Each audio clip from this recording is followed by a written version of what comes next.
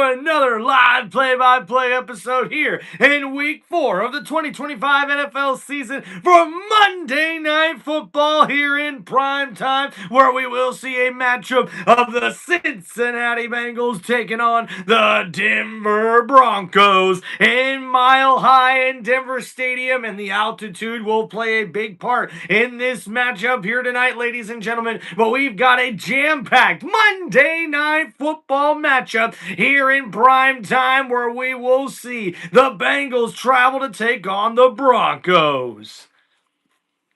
Already Carson in the chat disapproving of the Broncos jersey. Hey, it's Tim Tebow, baby. I picked the Broncos to win tonight. I gotta roll with it, man. Gotta roll with it. And there is the beautiful Mile High Stadium there in Denver, Colorado.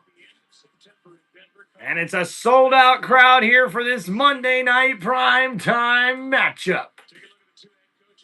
And there's Zach Taylor in his 7th season as a head coach, and Sean Payton in his 3rd season as the Broncos head coach. Hope you guys are doing good, man. Please make sure you guys hit that like button and subscribe to the channel. Carson rooting for his Bengals. I love it. And the kickoff is underway. And we'll see the Bengals take this return here past the 20, past the 25, getting up to the 31-yard line. So a good start here for the Bengals, who will take the opening drive here, which means the Broncos will get it at halftime. And here comes Jake Browning. 8 career starts and a 4-4 career record for this new Cincinnati Bengals starting quarterback. All right, and we'll see how the ground game gets going here from the 30-yard line for the Cincinnati Bengals. And we got a pistol formation here on 1st and 10. Browning play action, looking to throw, steps up in the pocket. He's going to get rid of it, trying to get his running back in the flat, and he's going to overthrow Brown, his intended target, so that's going to be incomplete. So now 2nd down and 10 here coming up. Oh, and there's a flag late in this one.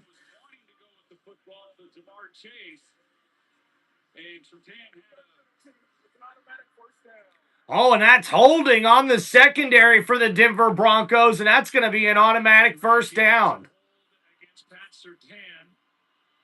You see a little change on that offensive line as a rookie. So here we go, guys. Now 1st and 10 after that penalty at the 35-yard line. Brownie's in the shotgun here for the Bengals. And play action gets it out quick to Jamar Chase, and he's tackled in the backfield. A great tackle and a play made there by number 29 on the defense as he gets around the wide receiver trying to block on the play and tackles Jamar Chase for a loss of a yard. And that wide receiver screen goes nowhere, and the Broncos over the last 2 seasons have led the NFL, giving up just over 14.5 points per game. So here we go, 2nd down and 11 for the Broncos defense. In the shotgun is Browning. And looking to throw here. Pass rush, he gets it off to his running back. Brown with a nice catch on the screen, breaks a tackle, and he's going to be close to the line to gain. But uh-oh, there is a flag on the play, and this one could be coming back for holding. But a flag is down. Here comes a call.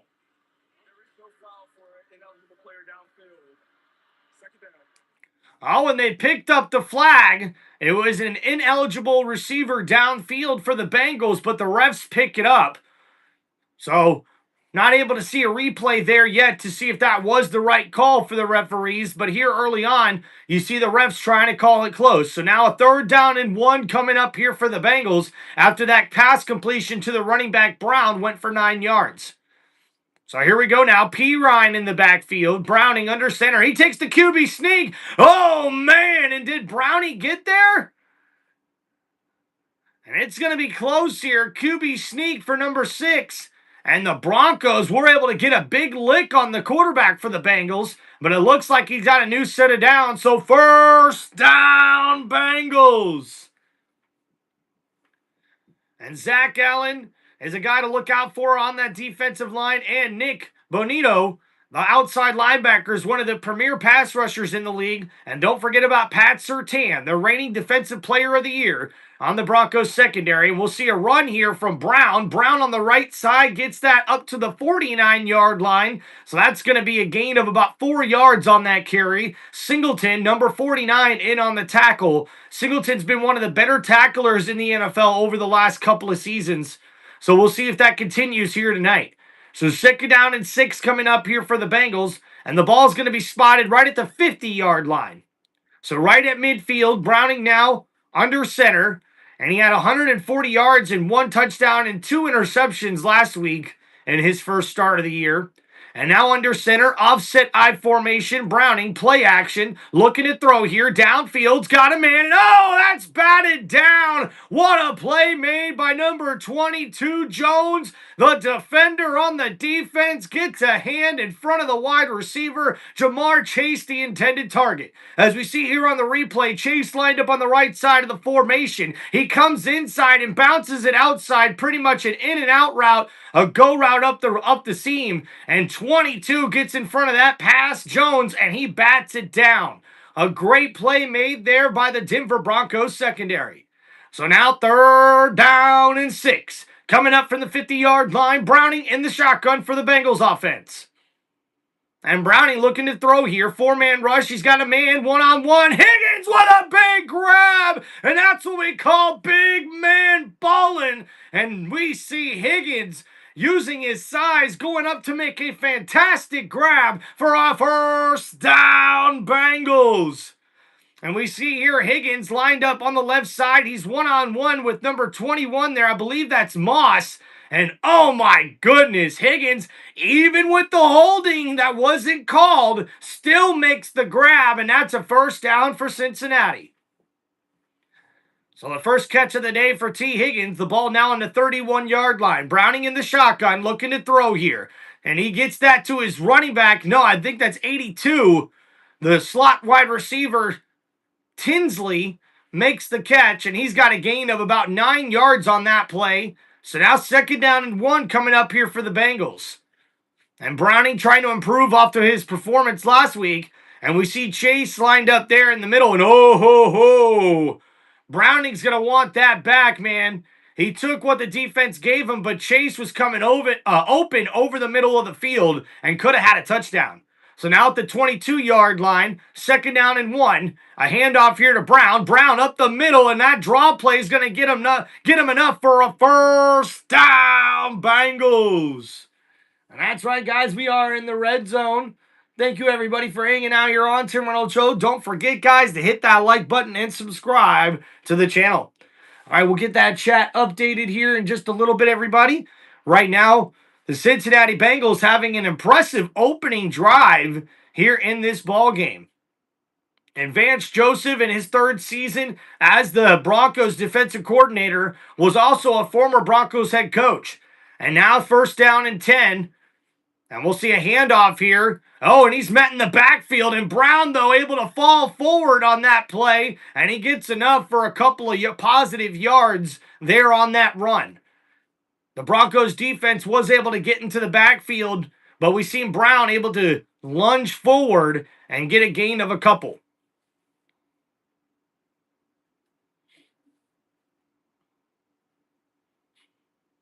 Good night. Jesus loves you as well. All right, here we go.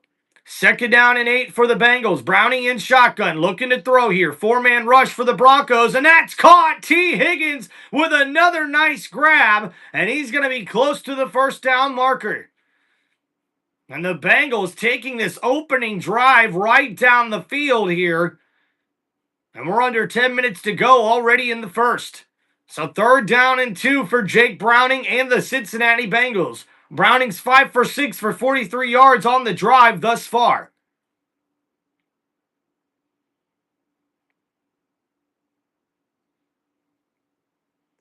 So here we go. 3rd down and 2 for the Cincinnati Bengals. Brownie's in the shotgun here. Broncos are showing blitz.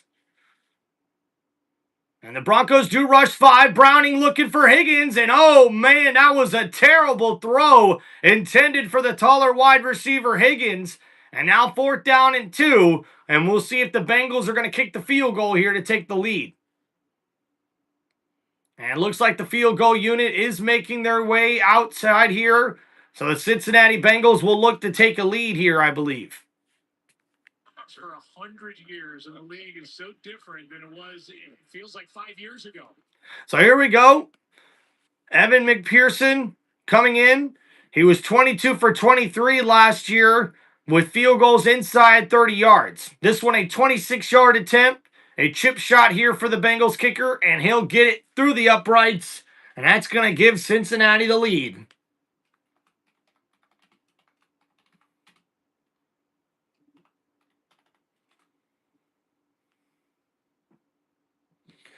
Casey, pizza night? Come on, don't start that, man. Y'all are going to make me wake my wife up and go get me pizza.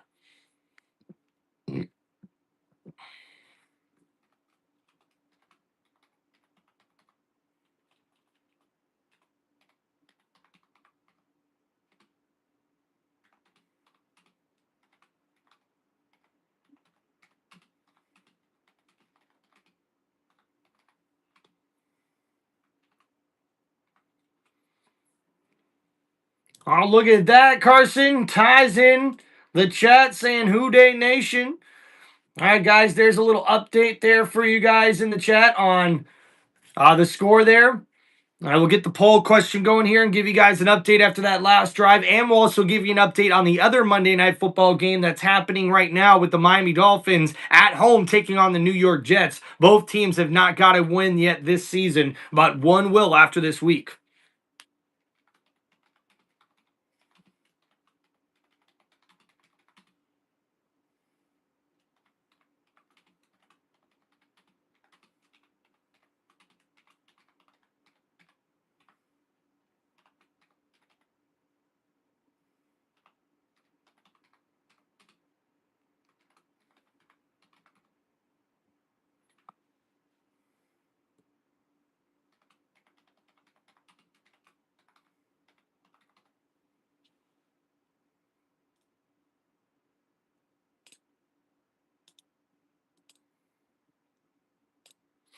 All right, there you go, guys. The poll is now up. What's up, Reed? Welcome.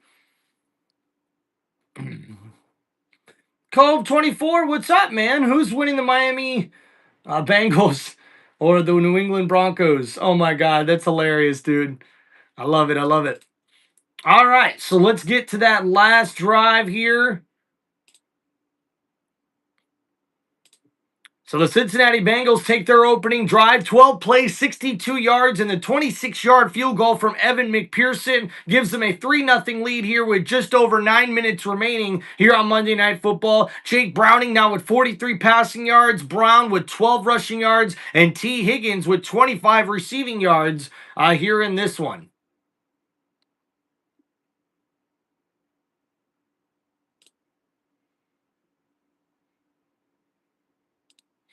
All right, thank you guys for hanging out here on Tim Reynolds Show. Please make sure you guys hit that like button and subscribe to the channel. Also, don't forget to hit me up, guys, with the super chats here in the chat. And also, my channel memberships are live on my YouTube channel, so make sure you guys go check those out as well. Yeah, I got the Denver Broncos, man. The Cove 2024, you're funny, dude. Who's winning, the Miami Bengals or the New England Broncos? All right, so we'll see a return here for Denver. And that's going to be close to the 30-yard line there with that one. So weird fucking flash again. And here comes Bo Nix. And he's got a 64% completion percentage on the year, but only averaging about 178 yards per game, 5 passing TDs and 3 interceptions thus far this season for the Denver Broncos quarterback. So here we go. Bo Nix lined up under center as Denver comes out on offense for their first possession of the game. Sean Payton looking for a good start here. Ball at the 30-yard line, offset I formation. They put a receiver in motion, a handoff here to Dobbins, and J.K. Dobbins with a nice carry there of about 3 yards on the play. Oh, wait a minute! And the Bengals have the football, but they're going to say they're down. And we're going to have to see a replay on this one. Did J.K. Dobbins fumble that football? To rush for 100. And look out for the rookie R.J. Harvey in the backfield as well. Wide receiver Courtland Sutton is also a big playmaker here. And this offensive line's playing a lot better over the last couple of games dating back to last season. And now 2nd down and 7 coming up here for the Broncos at the 32. Bo looking to throw, pump fakes, rolling to his right, still rolling, gets rid of it, and that's caught. I believe that's Mims, number 19 with the grab, and he's going to be close to the 1st down marker. So 3rd down and short coming up here for the Broncos. And look out for Trey Hendrickson and TJ Slayton on that defensive line here for the Bengals. Logan Wilson, linebacker out of Wyoming, is also a good playmaker there in the linebacking core for this Bengals defense. And they have allowed an opening drive TD in their first 3 games of the year, so a chance to get a stop here on 3rd down and 2 for the Bengals. And Bo Nix under center. And Bo's got to kill a timeout here. And already early on, the Broncos offense not on the same page. So an early timeout called here for Bo Nix and the Broncos. Yeah, Reed, I tell you what, man, that game last night was incredible. A good back and forth battle, but the fact that nobody won that game is just so frustrating, dude. The NFL needs to do something about ties. Like, there can't be tie games in the NFL, man. I'm sorry. Like, maybe that works for other, sports, but not in football, man. We got to do something that the game doesn't end in a tie. I don't like that for the NFL. I'm rolling with the Broncos here, Casey. Who are you guys rolling with? What's up, Lighthouse Keeper? And now here we go. 3rd down and 2 for the Broncos at the 38-yard line. Bo Nix under center, tosses it. Number 12 with it. And he's met in the backfield. And the Bengals defense comes up with a big stop there. And the 4th down will bring out the punting unit for Denver. And this is going to be the first stop for the Cincinnati Bengals defense on an opening drive all season long. And a great start here for the Bengals defense. And it was R.J. Harvey, number 12 in the backfield, took the pitch. But man, number 23 and 28 blew that play up. And they get a tackle there at the line of scrimmage. So now 4th down and 2 coming up here for the Broncos.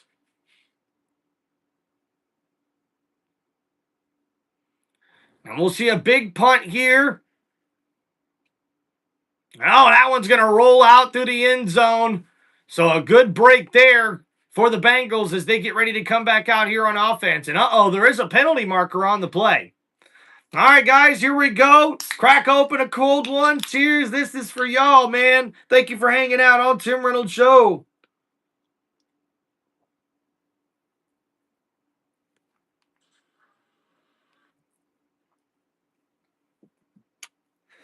There we go. Thank you, Lighthouse Keeper.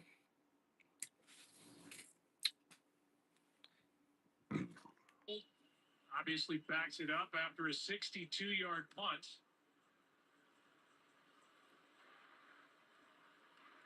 Doing the kick holding, number 25. Back spot, 1st down. So the penalty holding on the Cincinnati Bengals, and that will back them up as they get ready to go on their 2nd drive of the game.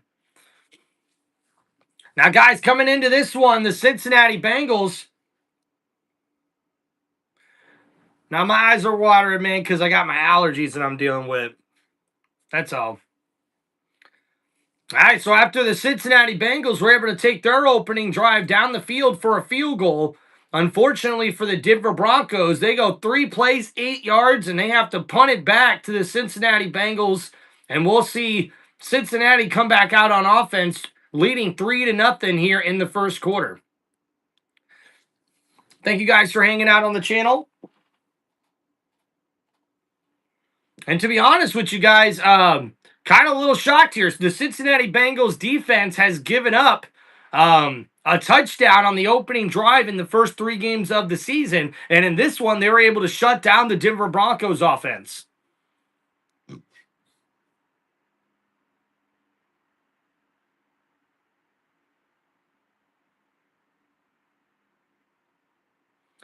I got the Dr. Pepper here tonight with the no problem llama. Let's go.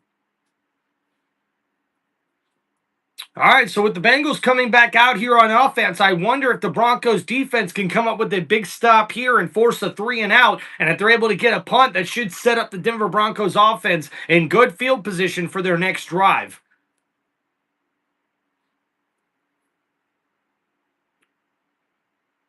Hey, Tim Tebow jersey, dog. It's one of my favorite NFL jerseys I got, man. Fucking love this thing. Lighthouse Keeper, I'm a Bucks fan, dude. And I'm a Tim Tebow fan. Die-hard Tim Tebow fan, man. I was a Florida Gator fan, watched him growing up, and he was one of the best, if not the best, college quarterback in college football history, in my opinion. Although Johnny Manziel was fun to watch as well.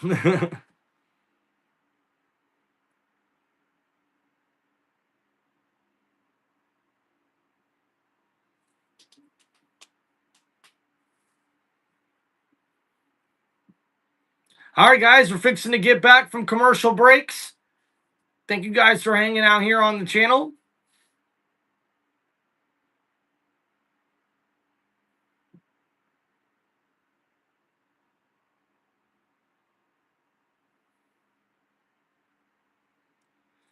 And the new owners there for the Denver Broncos in their suite, watching their defense get ready to come out on the field. Hell yeah, long live Tim Tebow, dude. Thank you. Thank you, man, for the nice comment. And we'll see a handoff here to Chase Brown. Brown on the handoff takes that up about 5 yards on the play, and he'll get that to the 15-yard line. So second down coming up here for the Bengals. And Jake Browning, not bad on that opening drive, able to get the ball downfield. The shot that we just hit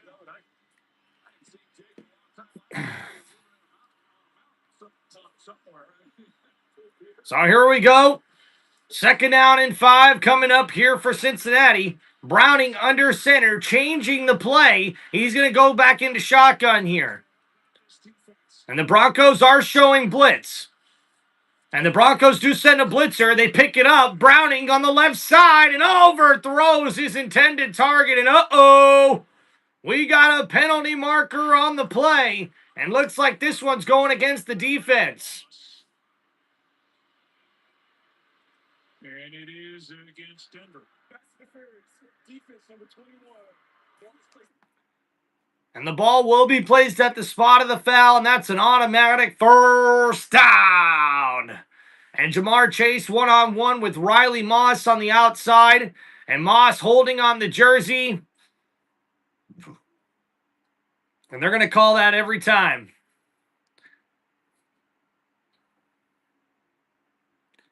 Reed, how are you ahead? Are you in the, Broncos, Cincinnati area? I don't understand, man.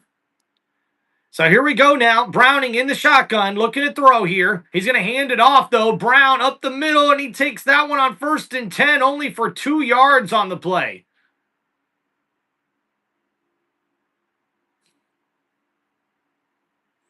So now second down and 7, so a gain of 3 yards on that run. And the Bengals last week, 147 rushing yards, the fewest by any team with a winning record since 1933. That's actually how many rushing yards they have through 3 weeks of the season. Ouch. That's not even averaging 50 rushing yards a game. So here we go. Browning in the shotgun here, second down and 7. And he gets rid of it. Jamar Chase with his first grab, and Singleton with the nice tackle on the wide receiver. And that's going to be 3rd down and short coming up for Chase. And Singleton getting a lot of respect there for Chase. A nice tackle there. Jamar Chase makes his first catch of the game. And we see here he was lined up in the slot behind tight end Gesicki. And Singleton right there. And Gesicki wanted that one. He was wide open. And once again, Browning not reading the field as quickly as he should. Missing on a couple of guys that would have been bigger plays downfield. But now, 3rd down and 2. Browning sees something he doesn't like. He changes it up at the line of scrimmage. He's in shotgun here. Ball at the 45, looking to throw. Four-man rush, and he gets it over. And, oh, T. Higgins can't make a play on the ball. That one's too high. And Riley Moss is fired up as he is able to shut down T. Higgins there on that play. And 4th down and 2 coming up here for the Bengals. And wait a minute. Zach Taylor, he's keeping his offense on the field, ladies and gentlemen. And we've got a 4th down play coming up here for the Cincinnati Bengals. And they're probably just out of field goal range here. And now we see Browning lined up in the shotgun. Ball at the 45-yard line. It's 4th and 2. And they may not snap it here. And wait a minute. Ellis, number 52, went across the line. But this might be on the offense.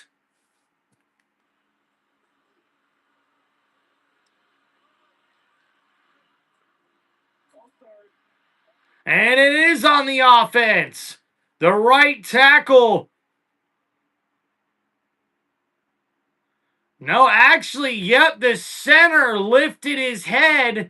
And that's been a new thing for the NFL over the last couple of years now, is if that center lifts his head up too fast and the defender actually ends up going across the line, that's going to be a false start on the offense. And the center there doesn't like it, and neither does the Bengals head coach. So after that penalty, now the ball at the 40-yard line, and we'll see a punt here on 4th down and 7. Oh, and the Broncos are trying to block it. No, man, they get close. And now, man, that's a bad punt. And we're going to see where they spotted here. Holy crap. And the pressure got to the punter there. And that's going to set up the Denver Broncos in great field position here. Still trying to see where they put it. Is that the 46? No, the 36-yard line. So decent field position here to start this one out.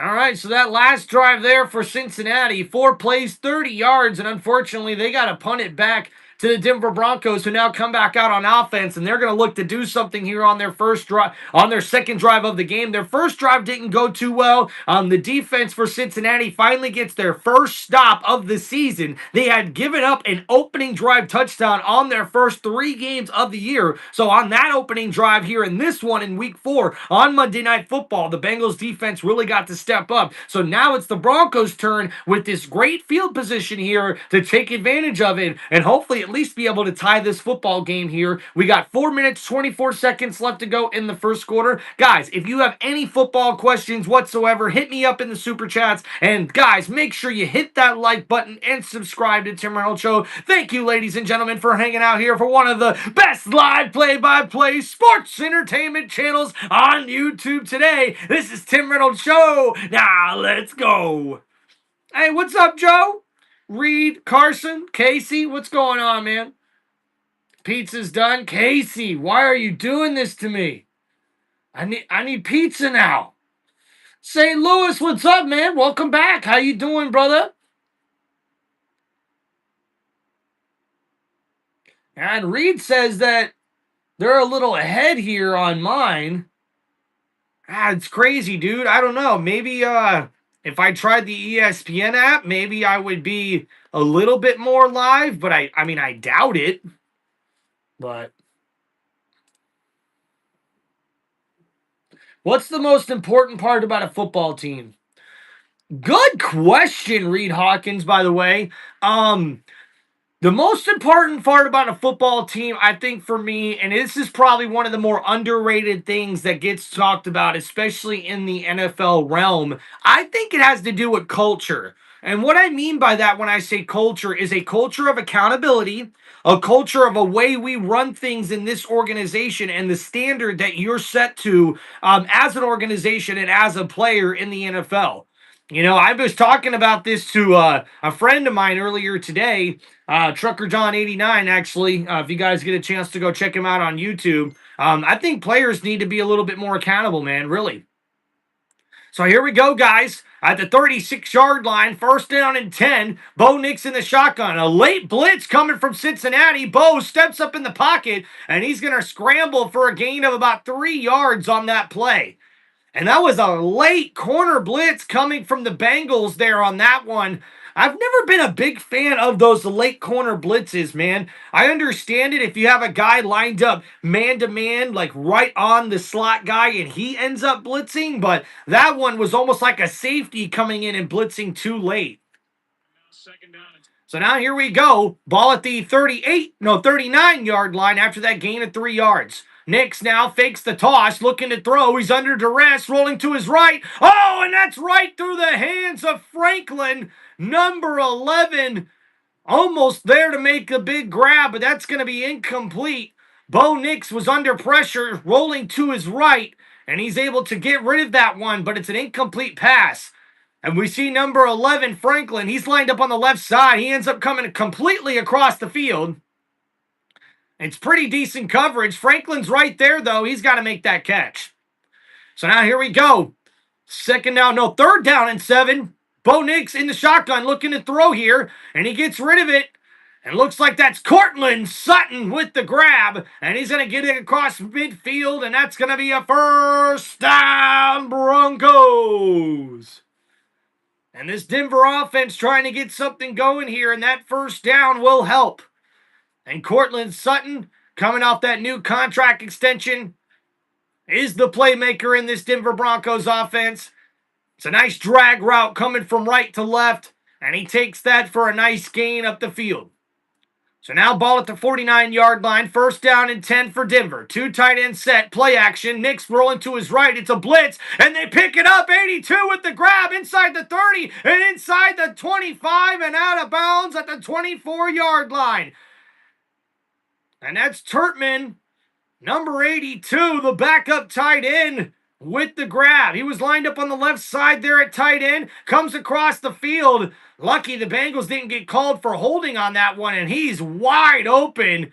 And Bo Nix scrambling to his right after the blitz from Cincinnati's defense. And number 82, Tutman, takes that one inside the 25, and he's down at the 23-yard line. First down and 10 coming up for Denver. We see Bo Nix in the shotgun here, and he's going to hand it off to R.J. Harvey. Harvey breaks a tackle. Oh, and he almost breaks loose as he's tackled down at the 15-yard line, and that's going to be close to another first down.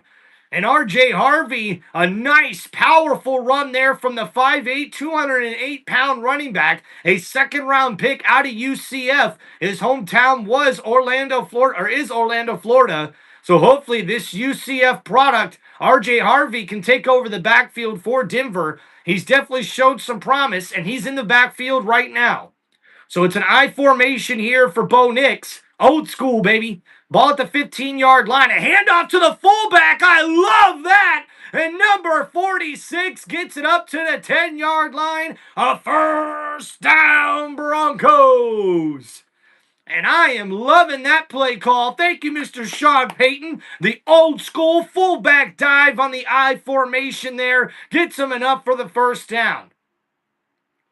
And Adam Presents, he's an undrafted fullback out of South Carolina a couple years ago, and he's found a spot here on this Broncos offense. And now a big jumbo set here, another I formation, one wide receiver set, a handoff here. Dobbins on the left side, he gets it inside the 10, and he's going to be close to the 5-yard line. Second down coming up for Denver. And right now, the Denver Broncos offense is knocking on the door.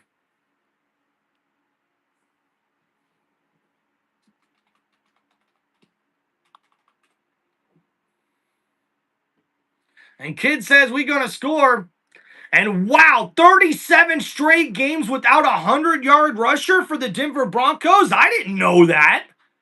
And now here we go. Bo Nix is in the shotgun. Second down and 5. The Bengals send a blitz. They pick it up. And oh, that's overthrown. Over the head of the intended target of number 13, Brown the second, I believe is his name. And Bo Nix just not on target there on that throw. Reed, don't spoil, please.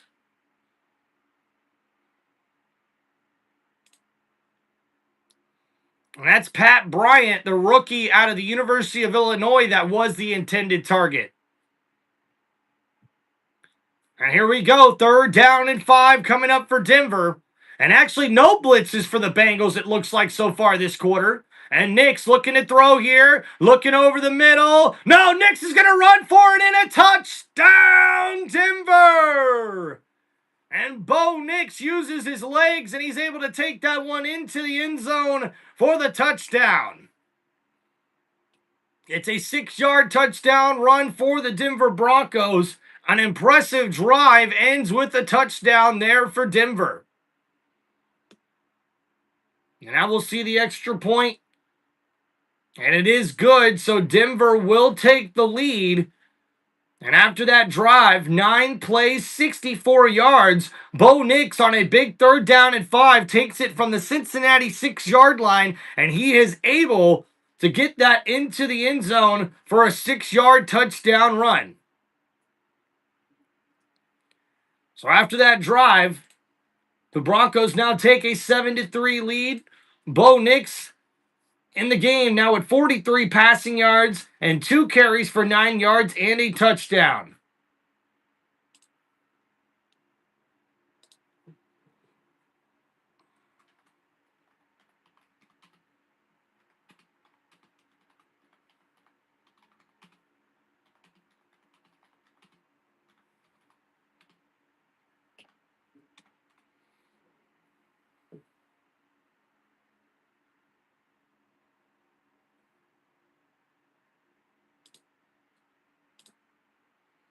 All right, there's the updated score pinned for you guys in the chat.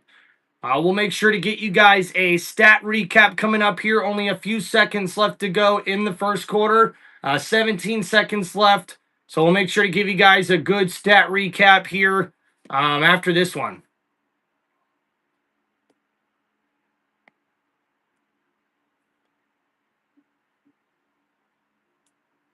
Carson, I think so. The wifey is being very generous today.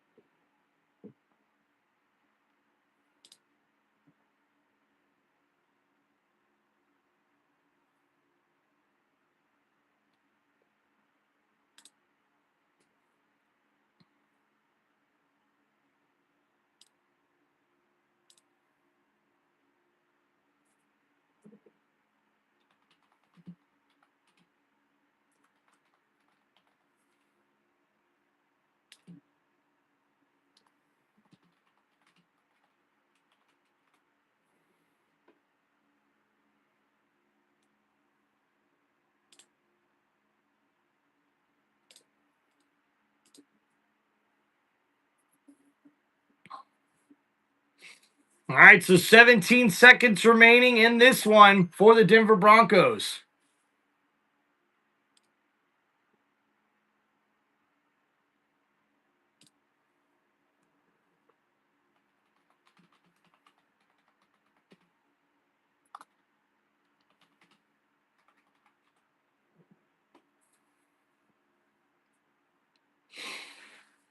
And the Cincinnati Bengals have had a tough start in weeks 1 through 3 over the last 3 seasons.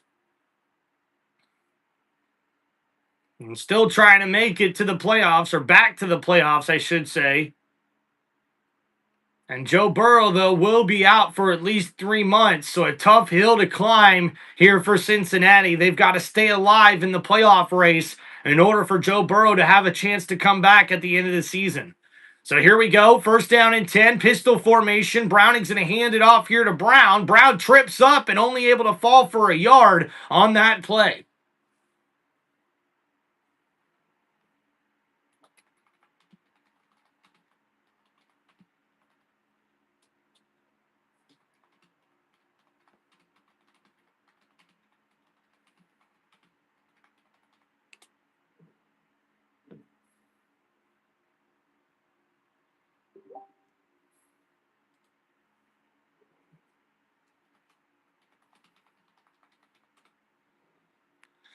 And that takes us to the end of the first quarter after that carry.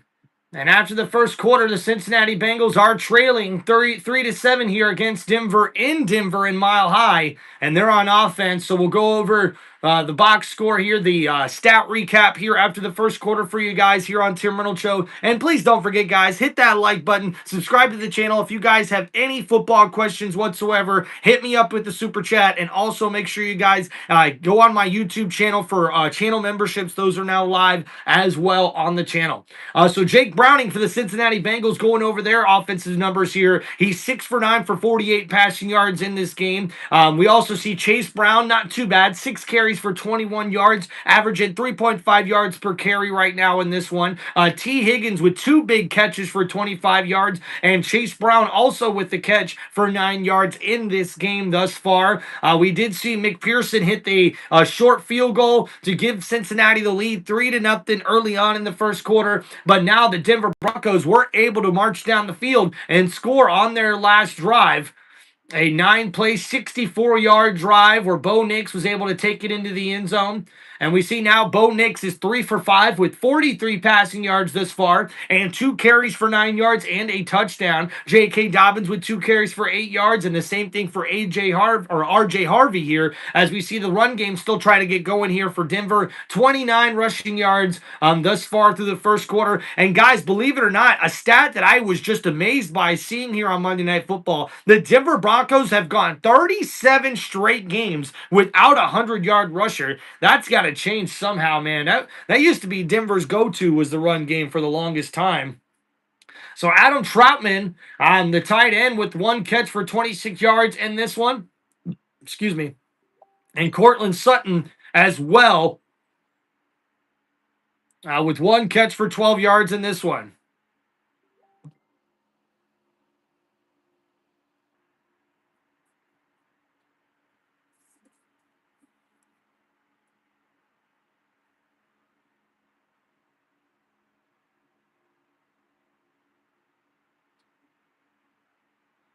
Oh boy, that doesn't look good, guys. Tyreek Hill's being carted off the field for the Dolphins. Oh boy, that's not good. So here we go, guys. Throwing to the right, and that's Gesicki with a nice grab and a gain of 9 yards there for the Bengals on second down. And on the first play of the second quarter, that's good. Oh no, Carson's special teams, or his fantasy team. That sucks, dude. Reed says Vikings all the way, man. Who's the best team all time? Reed, don't do that to me. Don't do that. Don't do that, man. Carson's team is cooked. All right, so here we go. 3rd down and 1 coming up here for the Bengals. Ball at the 44-yard line. Browning in the shotgun. Oh, and that looks like offsides on the defense, and that's going to be a first down for the Bengals.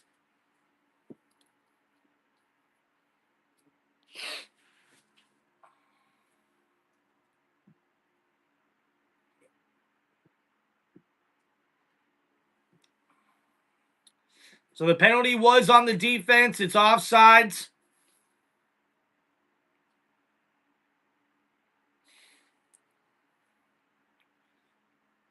And through 3 weeks of the season, a 44% pass block win rate for this offensive line for the Cincinnati Bengals. A not so good start for them this season.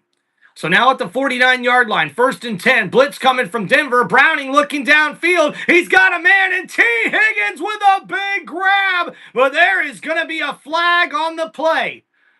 And we'll have to see what the penalty marker is, but I think this one might be coming back. Oh, and that's an illegal formation on the offense, and that is a terrible penalty call, and it brings back that excellent grab there from T. Higgins. Jake Browning put it right on his receiver. It was one-on-one on the right side here for the Bengals. T. Higgins with Riley Moss, and beautiful throw there from Browning. And Higgins was able to get both feet inbounds and make the grab, but the penalty will back up the Bengals offense now to the 44-yard line. And now in shotgun, Browning looking to throw here more than likely, and uh-oh, no way, another penalty marker. This one a false start on the offense, and now the Bengals are going backwards. Dude, Reed, you gotta trade A.J. Brown, man. Holy crap. Yes, Landon, you are absolutely right. Terrell Davis is one of the best running backs of all time. And Dylan Fairchild there, the third-round pick from the University of Georgia, is starting at left guard. And now the Bengals are in 1st and 20 from the 39. And a handoff here to Brown on the draw play. And he's tackled down after a gain of a few yards. He may have got that up to the 43 or the 44-yard line. So a gain of 5 yards on that carry. So not too bad. As we check in with the Miami Dolphins, Tua Tagovailoa finds Waller. The tight end for Miami makes his second touchdown grab of the day. And Miami has a big lead over the New York Jets in the third quarter, 17-3.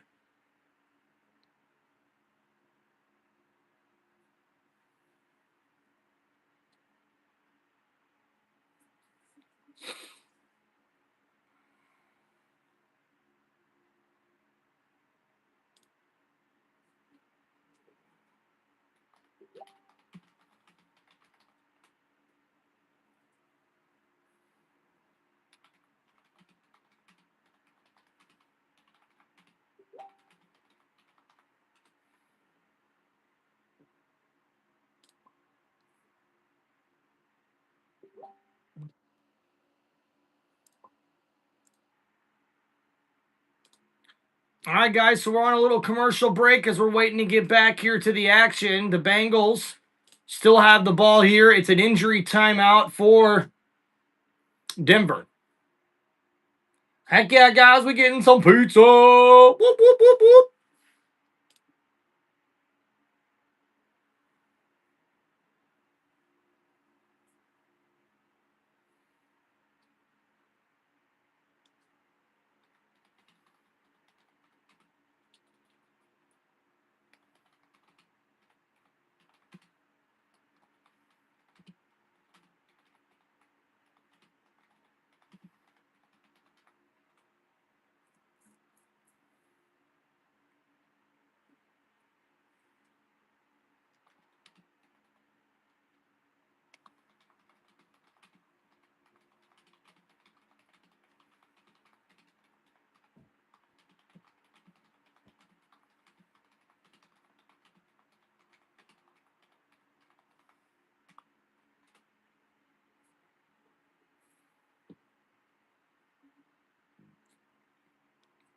Oh, boy. And looks like reports, guys, are saying that injury is pretty gruesome for the Miami Dolphins and Tyreek Hill. That is not a good sign, man.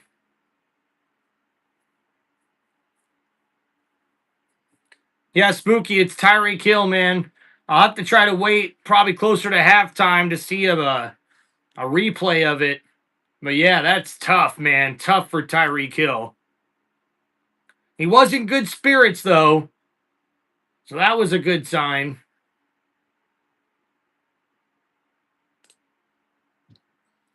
All right, so here we go. 2nd down and 15 for the Bengals. Browning looking to throw under duress, scrambling to his right, and he's got to just get rid of it. So now 3rd down and 15 coming up here for the Broncos defense.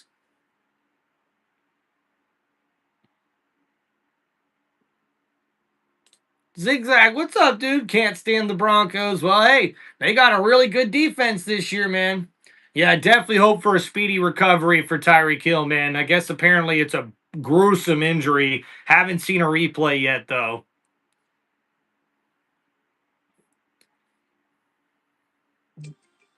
Yeah, Carson, you never know, right? Maybe he is happy about that, right? He'll be done probably now with this injury with the Dolphins. So now here we go. Uh-oh, and wait a minute.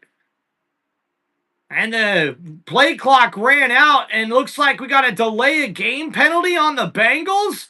Oh, no.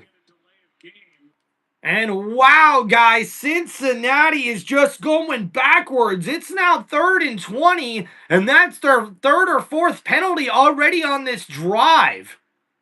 I mean, what a tough start of it here for the Cincinnati Bengals.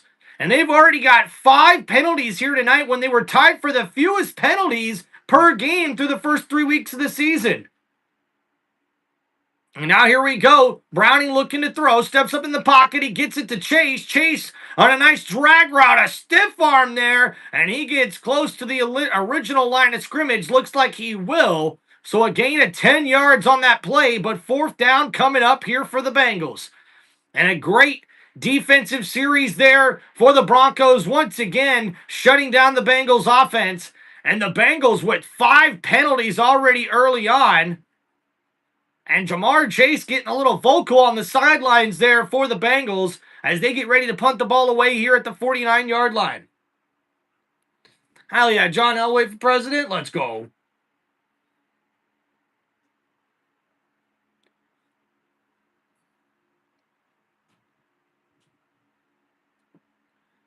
All right, we'll see a punt here from Cincinnati. Wait a minute, we got another penalty marker. Is that another delay a game on Cincinnati?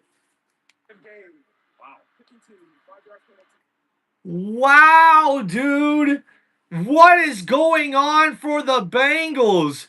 After that impressive opening drive, they have been just making mistake after mistake after mistake.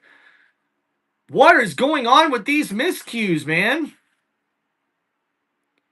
You know, I know Zach Taylor has been a decent head coach there for the Bengals, but when you're seeing mistakes like this, man, I mean, come on. That is not good for the look of your team. Oh, and another beautiful punt. That one lands right at the end zone marker and ends up rolling into the end zone. So a touchback coming up here for Denver. And they lead 7-3 here in the second quarter.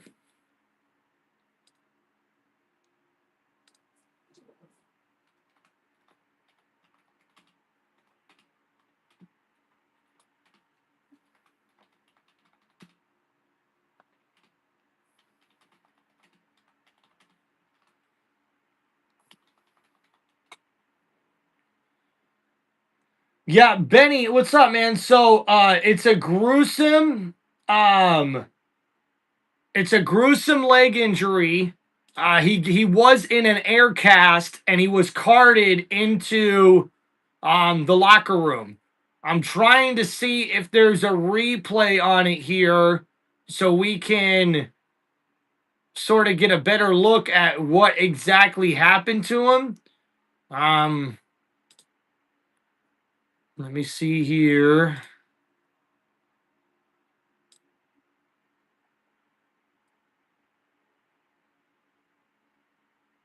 These battles are lonely. That's what I'm saying. Wow.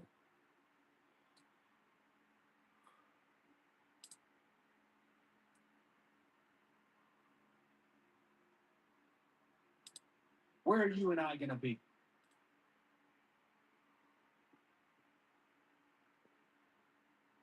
And this is a smile to the.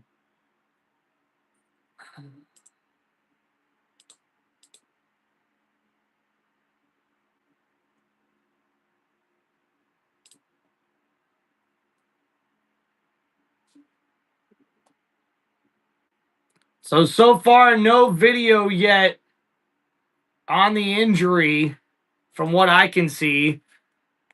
Man, still waiting to come back from commercial, too. Shit.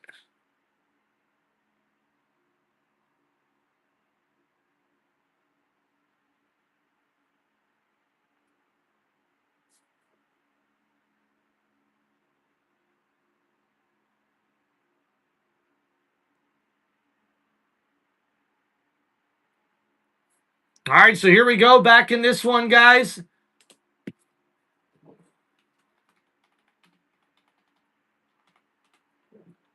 So here we go. Denver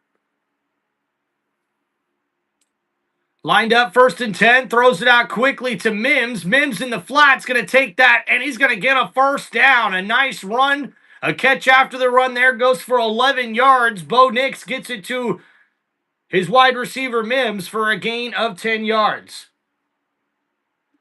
Oh, man, guys, it's so bad. Holy crap, guys, it's so bad. Tyreek Hill's leg is like his ankle is just like this, dude. Oh, why did I even watch that? Oh my god.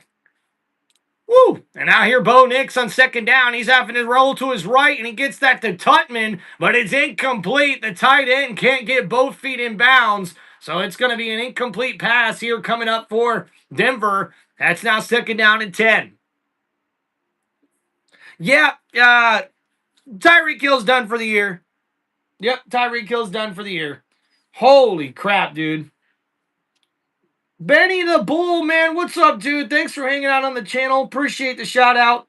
Blind Ranker, what's up, man? Welcome to the chat. A lot of first time people in the chat tonight. Let's go. I love to see it. Love to see it, guys. All right, so here we go. Second down and 10 for the Broncos. The play clock's running down. Ball at the 31. They get it off, and Nix gets it to his tight end, Totman, with a big stiff arm, but he's only able to get a gain of about 5 or 6 on that play. But a good effort there from the Broncos tight end. And now third down and 4 coming up here for Denver.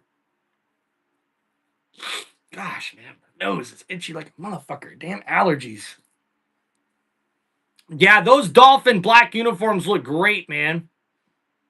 And now here comes Evan Ingram after he missed last week with the back injury. These are his first snaps here in this one for Denver. So now here we go. Bo Nix lined up in the shotgun. Ball at the 37-yard line. Third down and 4. Blitz coming from Cincinnati. There's a flag, and that one's caught by Cortland Sutton, who makes a man miss and gets up the field for a nice gain there. First down, Broncos. But we're going to have to see what the penalty marker's on. I think this one's on the defense, and it will be. It's offsides on the Bengals. They'll decline that penalty, and that will be a first down for Denver. A nice play there by the tight end, or I should say by Cortland Sutton for his second catch. 12 yards after the catch, and we see Cortland Sutton get the ball all the way up to the 44-yard line for the Denver Broncos. Hey, Carson, you better be buckled up, dog. They have already got 7 penalties in this game. And now here we go. 10 minutes to go in the second. Nix looking to throw. Steps up in the pocket, downfield, and overthrows his intended target. He had R.J. Harvey wide open up the seam on the left side of the field. And the running back has the ball overthrown. And Bo Nix can't complete a pass there. And we see here on the replay, Nix has to deal with the blitz that comes in kind of late. But R.J. Harvey's wide open there. If you're Nix, you have got to put that on your receiver there. A terrible throw, and that's an incomplete pass. And Nix knows it. Bo Nix knows it. He should have hit that right there. And here we go. R.J. Harvey on the carry, following his blockers, and he gets it inside the 40 to the 38-yard line. So now third down coming up for the Broncos after that 6-yard run. Now R.J. Harvey will get subbed out. We'll see J.K. Dobbins come in for the Denver Broncos. Yeah, Malik Neighbors, torn ACL. Fucking turf monster strikes again, dude. They need to get rid of turf, dude, for real. Like, turf is just bad for players' knees and ankles, man. It just really is. So here we go. Ball at the 38. Nix on third down. He's under duress. Gets rid of it. That's Cortland Sutton who makes a man miss. He gets up to the 20. Breaks another tackle. And he's down at the 16-yard line. First down, Broncos. And Cortland Sutton with his third catch of the game. And there's a Cincinnati Bengals player down with a knee injury. And hopefully he's okay. Cortland Sutton, he's a receiver that came in motion from right to left. He's lined up on the outside there with number 29, Taylor Britt. And Britt with nice coverage there, but man, Sutton just makes the nice grab and able to make the man miss there. And even Bo Nix able to break out of a possible sack. And Sutton able to take that one up the field for a big gain. So now first down and 10 coming up for the Broncos.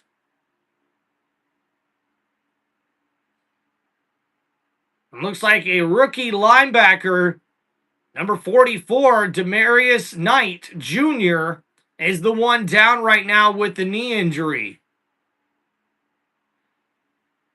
So while they're checking on him, Cortland Sutton now with 3 catches for 53 yards, with 39 of those yards coming after the catch for the Broncos wideout. Cheers to you guys, man.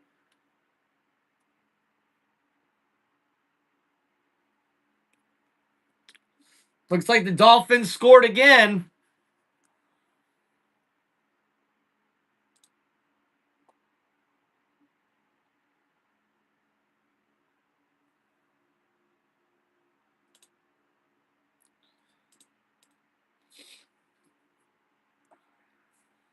All right, so here we go. A handoff to Mims. The wide receiver takes the end around, and he's going to walk it into the end zone. Touchdown, Broncos.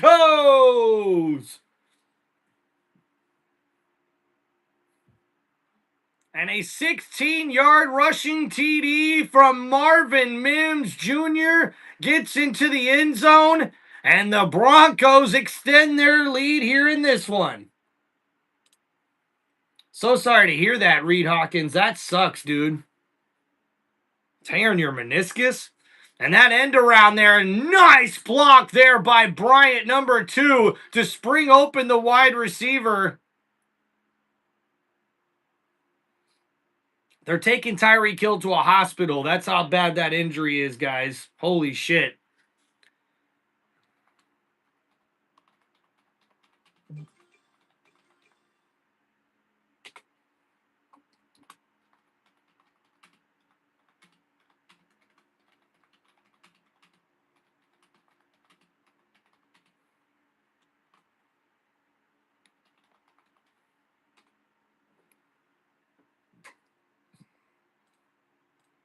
All right, there we go, guys. Updated the score for everybody in the chat.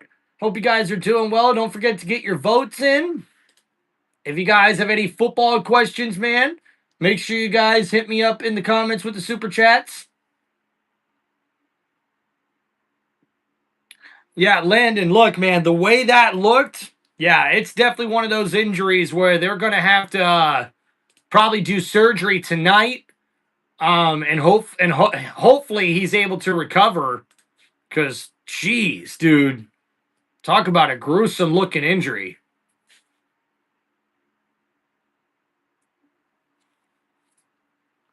I mean, be careful if you guys go look at that one. It's not for the faint of heart.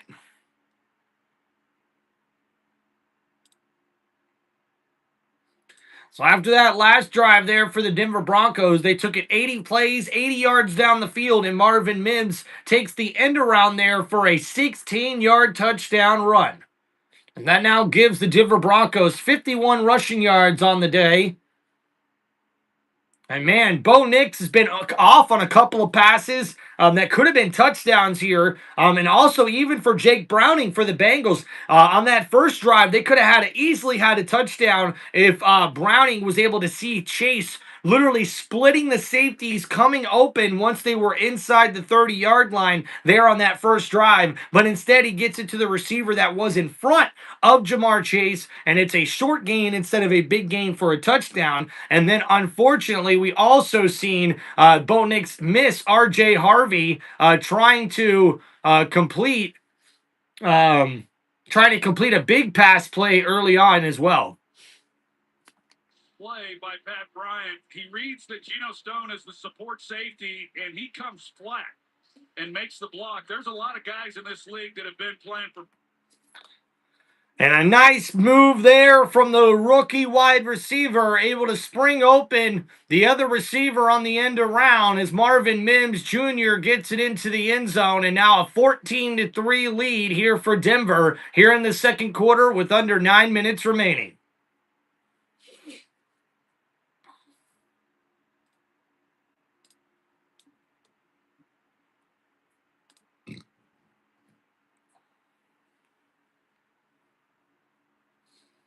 What's up, Lawrence? How you doing, man? Brandon Marshall or Tebow? I'd probably have to go with Tebow. I liked Brandon Marshall. He was a pretty good player. Look at that. We got a Raiders fan in the chat. Let's go, man. I lost my leg from a similar but became infected. Landon, I'm so sorry to hear that, Landon Thompson, man. I hope you're doing okay, man. Wow, must have been a tough injury.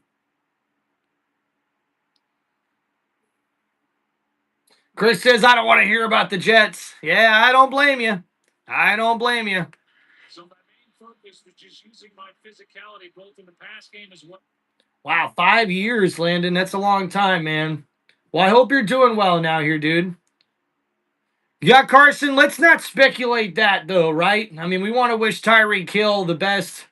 Hopefully that injury is just, able to get surgery and looks fair. Receiver and all the great things he's doing. We see Zach Taylor. He's not happy with the call against him. He's obviously, but he's arguing with the official. So now here we go after a penalty there on special teams. Now the ball is back at the 14-yard line for the Bengals. Browning in the pistol formation here. Denver rushes 5. Browning downfield and overthrows his intended target. Looking for Tinsley, number 82, and that's going to be incomplete.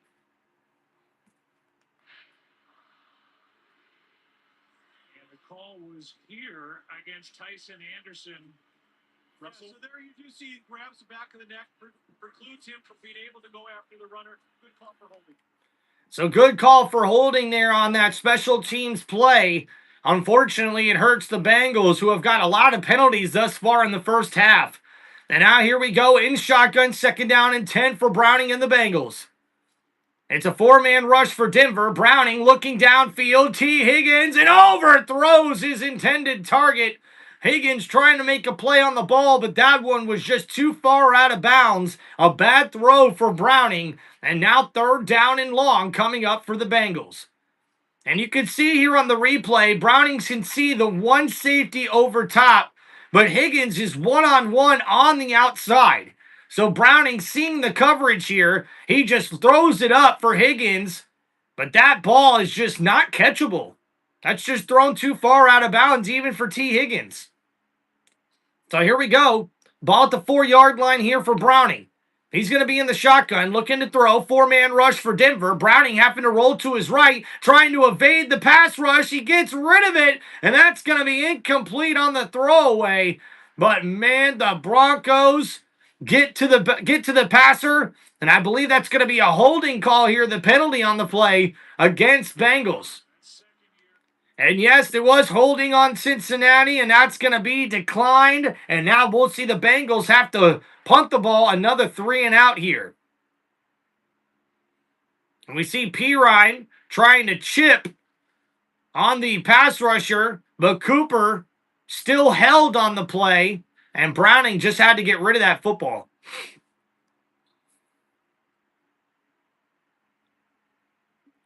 Oh, wow, man. Sorry to hear that, Landon. That's a crazy injury, dude. And here we go. A punt from his own end zone for Cincinnati. And that's a nice kick. Wow, 80 yards on the hang time. Mims on the return. And he's going to take that to the 29-yard line. And wow, guys, that was like a 70, 80-yard bomb of a punt. You're going to like. And that was beautiful there for the Bengals. And now the Broncos get ready to come back out on offense as they are winning here 14-3. All the bends in my bucket is on me. And I've been in the rocket they on me. In the bottles are lonely. Here's some money when I song that I'm saying, wow.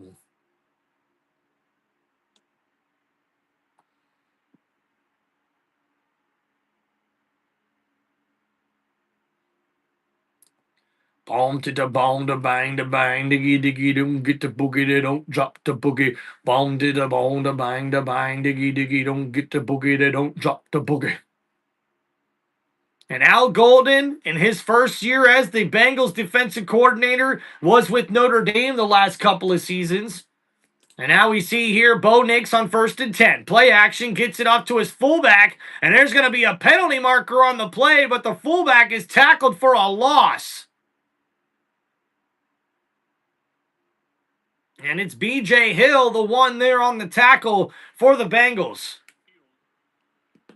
There's actually 2 flags down. There's one on the near side, one on the far side. So Alex Moore will have to sift through that. Playing downfield, offense number 60. That penalty decline, 2nd down. So an ineligible man downfield for the Denver Broncos, but the Bengals will decline that penalty. So now 2nd down coming up after that loss of a yard. What's up, guys? Yeah, I got the score at the top of the chat, guys. It's pinned in there for you. The Broncos are leading 14-3. So here we go now. 2nd down and 12 coming up for the Bengals. And the defense trying to get a stop. R.J. Harvey on the toss play. And oh, man, he's trucked by Logan Wilson. But another penalty flag on the day. Yikes. And Alex Moore will give us the call. The blitz Cincinnati has 3 times tonight, 8 times total over the first 3 games. Oh, no, and Hendrickson is the one called with the penalty. It's illegal hands to the face, and that's going to be a personal foul. And right there, yep, Hendrickson, unfortunately, has got the hand underneath the throat. Jeez, dude. Hendrickson can't believe it. But now that's an automatic 1st down for the Broncos. And guys, I believe that's 9 penalties on the Bengals thus far. Might even be 10. And here we go now. Ball at the 39-yard line. 1st down for the Broncos. It's a jumbo set here. 1 wide receiver. Nick's under center. Hands it off. It's J.K. Dobbins. Dobbins bouncing around. Breaks through the hole. And he gets a gain of about 9 yards on that run. 2nd down and short coming up here for the Bengals. And their defense is giving up way too many rushing yards here right now as the Broncos are able to see here. It's a jumbo set. Dobbins so patient behind the line, waiting to find a hole in a seam, and he's able to get that for a gain of 9 yards there. Battle with the tackle for the Bengals defense.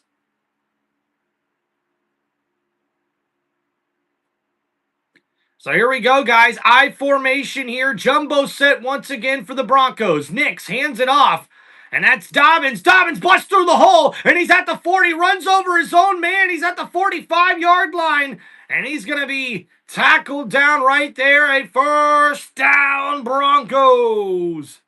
Yeah, guys. Terrible injury to Tyreek Hill. Some people are saying it might even be career-ending. So we see here Dobbins takes the handoff and he bounces out to the right side, finds a hole, and runs through it and then runs over his own lineman who was blocking for him there. Holy shit. So here we go now at the 40-yard line for the Broncos. It's 1st down and 10. And Nix is under center, and another jumbo set here. A handoff. Dobbins on the left side breaks loose to the 30. He's at the 25, and he's tackled down at the 23-yard line. And uh-oh, there's another penalty marker on the play. And that's going to be holding on the offense, and that's going to bring back that excellent run for J.K. Dobbins. And fantasy managers can't be happy about that.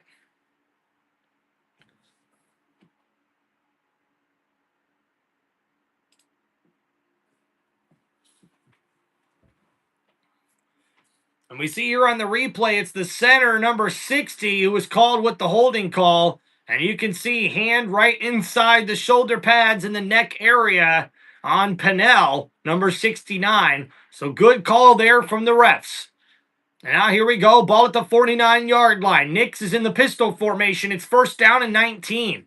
Nix looking to throw, gets rid of it. That's R.J. Harvey in the flat. And oh, man, what a hit from Hill, number 23. Puts the shoulder into the running back, and the rookie gets his welcome to the NFL moment here on Monday Night Football. R.J. Harvey takes that one in the flat. A nice pass play there from Denver. And, man, he gets lit up. So Dobbins, 5 carries for 30 yards already in this 1st half. And now we see another 2 tight end set here for the Broncos. Nix in the pistol formation. Play action. Looking to throw. Looking downfield. And that's caught! And Franklin makes the grab, and he's going to have a 1st down, Broncos.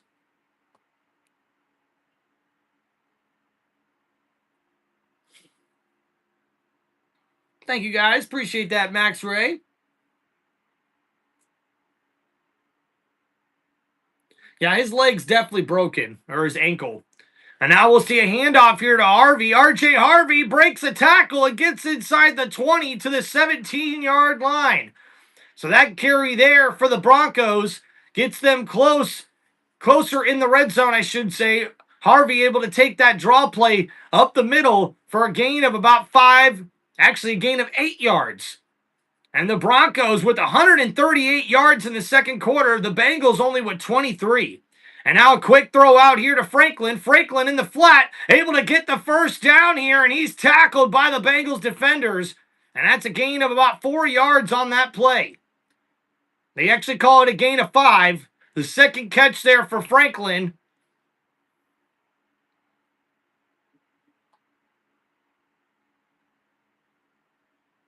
Thank you, Reed Hawkins. Appreciate you. So here we go, guys. Approaching under 3.5 minutes to go here in the first half. Ball now at the 11-yard line. 1st and 10. Bo Nix under center.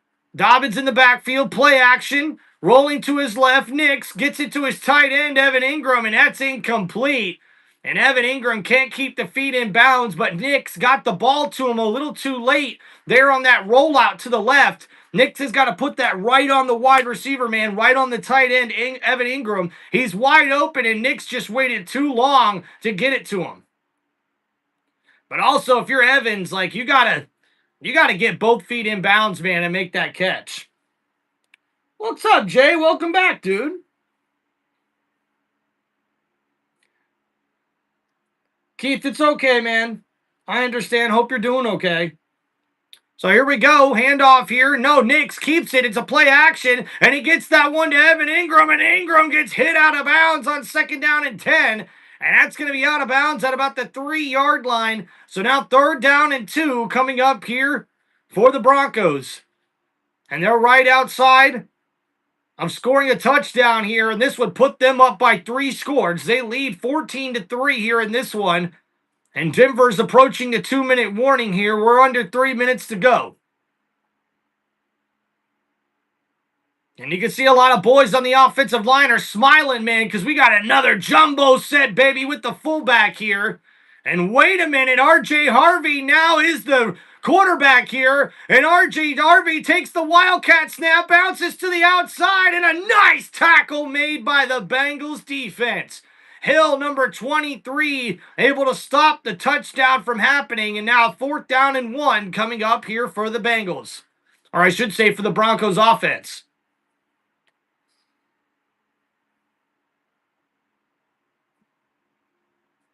Jay, my favorite NFL team is the Tampa Bay Buccaneers. So here we go, guys. Denver, 4th down and 1. And wait a minute. The whistle's blown. Someone called a timeout here.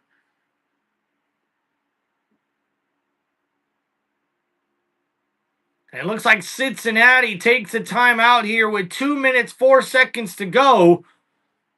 Here in the second quarter, we're fixing to get to the 2-minute warning. And how about Hill making a big play right there to get to the running back and stop that touchdown from happening? He was able to come off the block from the left guard or the right guard there, and he gets to the ball carrier and tackles down R.J. Harvey. An excellent play made there by number 23 Hill of the Cincinnati Bengals defense.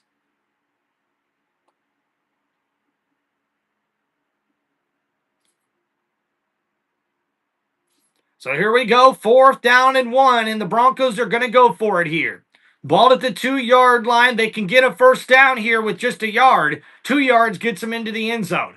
Nix under center. Play action, rolling to his right, looking, throws, and that's intercepted! And a turnover for Cincinnati right at the 2-minute warning, and Bo Nix with a terrible throw, and the Cincinnati Bengals have a turnover, and that's a first down, Bengals. Oh my goodness gracious. And what an interception. Did he hang on to it? Oh, he did! Woo! Well, it almost hit the ground, ladies and gentlemen, but number 44, the linebacker, is able to pinch it in between his thighs, and he gets it. Oh, man, what a play. So that last drive there,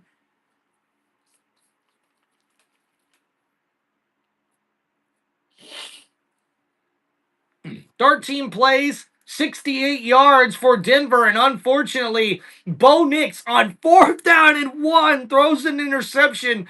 I mean, guys, sometimes you either just have to run the football or kick a field goal. Like, I don't understand, man. Why are we doing a play action rollout to the right in the end zone pretty much? Like, you only have so many yards to work with here on a pass play. I just don't understand these offensive coordinators. Like, guys, check this out. Denver's been using a power formation like all game long. We're talking they're bringing in an extra offensive lineman as a tight end, and they are running the ball right down the Cincinnati Bengals' throats, and they can't run it. 4 plays, they can't run it right up the middle. Like, what are we doing? What are we doing in the NFL these years, guys? Like, these offensive coordinators make it too fucking complicated, guys. Like, don't get me wrong.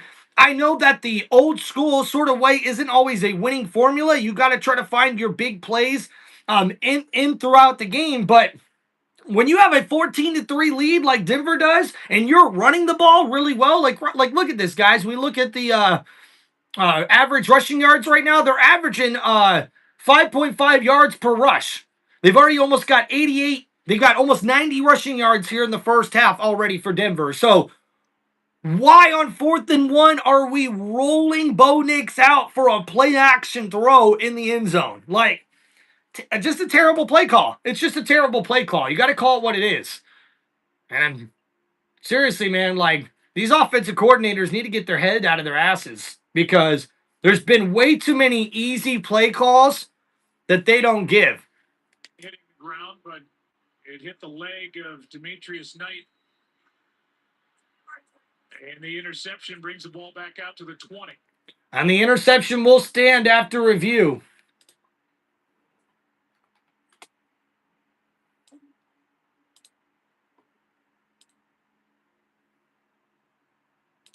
And I will see a run here by Chase Brown, and it's only going to be a small gain on that one.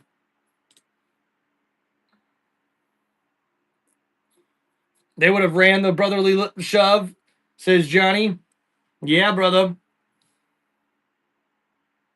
So here we go, guys. 2nd down and 6. Browning looking to throw here. Under duress, scrambling to his left, and he's going to try to run for it here. And Browning only gets a couple of yards on the scramble. So now 3rd down coming up here for the Bengals.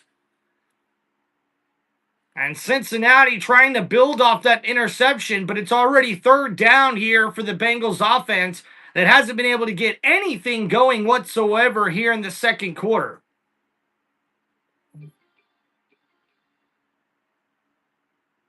So, guys, it's reported as a dislocated left knee for Tyreek Hill. So here we go, 3rd down and 3 coming up here for the Bengals offense. Browning set up in the shotgun here. Play clock running down. The Broncos rush 3, and oh no, they get to the quarterback for the sack. And the Denver Broncos defense gets to the Bengals quarterback for the sack and the touchdown. And or I should say in the timeout here from the Broncos with 1:24 remaining, and Cooper, number 0, able to get in the backfield. A 3-man rush here for Denver gets home. The edge rushers both got to the quarterback there. And both Orlando Jr., or I said both are Brown Jr. and the right tackle got beat on that play. Cooper and Bettino were in the backfield there. So now with 1:24 remaining, 4th down and 9, and the Denver Broncos will get the ball back. Yeah, we'll see. Look, the way it looked, guys, Tyreek Hill's still going to have a long way to come back, guys. That's for sure. The only positive thing is that it happened early in the season, so he should be able to recover probably to start next season. So here we go, Mims looking for a nice return here, and he's tackled down inside the 20-yard line or right at that 20-yard line. So Mims not able to get anything going here on that play.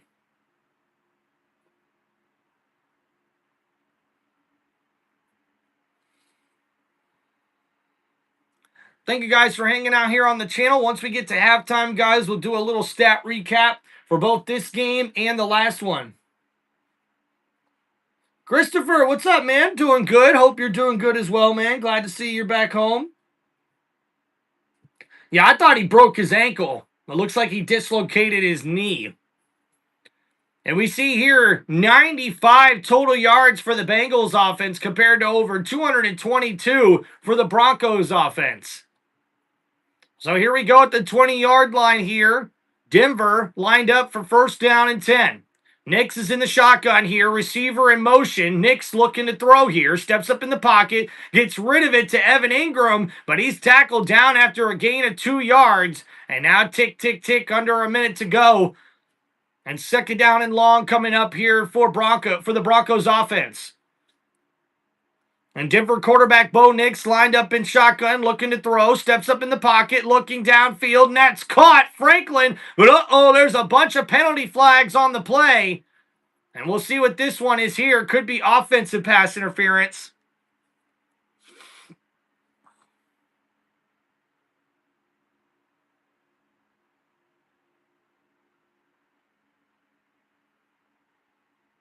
So it's holding on the defense, and that penalty will be declined. So it's a first down for Denver.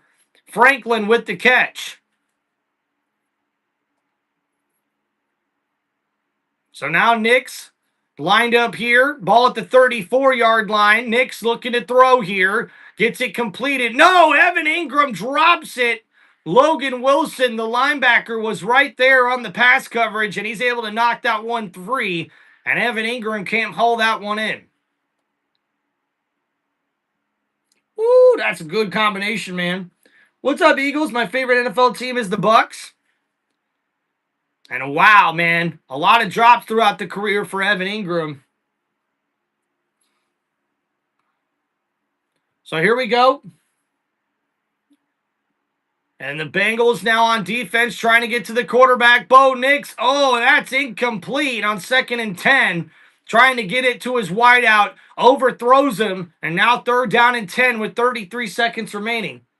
And yeah, Carson, the Bengals got an interception, but unfortunately had to punt the ball back to Denver after a quick 3 and out.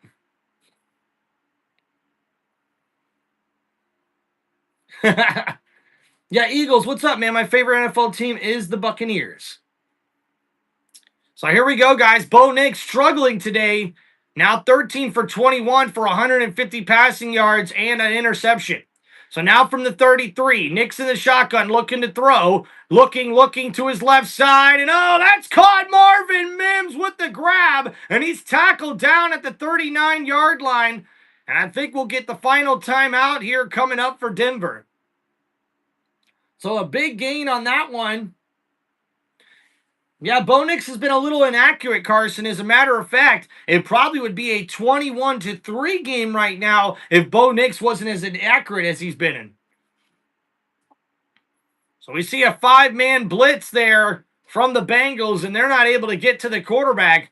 And Marvin Mims Jr., one-on-one on the outside on the left side of the field. He just comes open, and man, what a throw there from Bo Nix over the defender.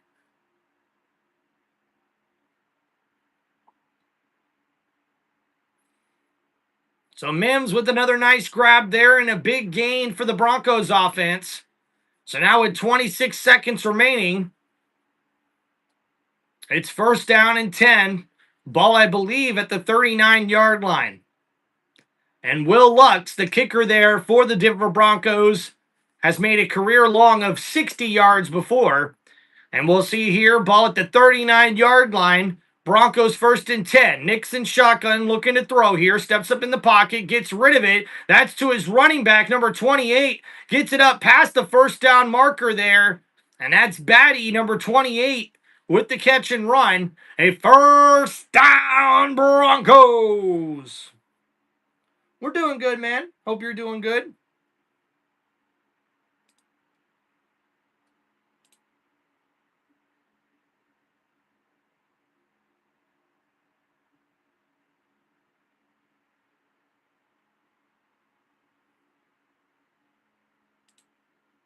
He was just saying to Jay, this is the only thing that ever mattered. So now here we go. Bo Nix on 1st and 10. He could. Oh, no. Batty, number 28, can't bring that pass in. Knight Jr., number 44, able to bat that one down, and it's incomplete. A nice play made there by the Cincinnati Bengals defense.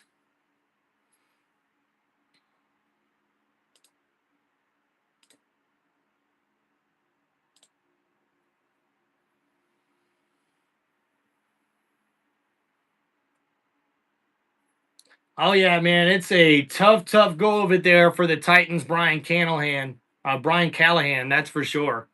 So here we go now, guys. 2nd down and 10. Nixon shotgun. He completes that one to Sutton, but there's a penalty marker on the play. And wait a minute, did Sutton complete that?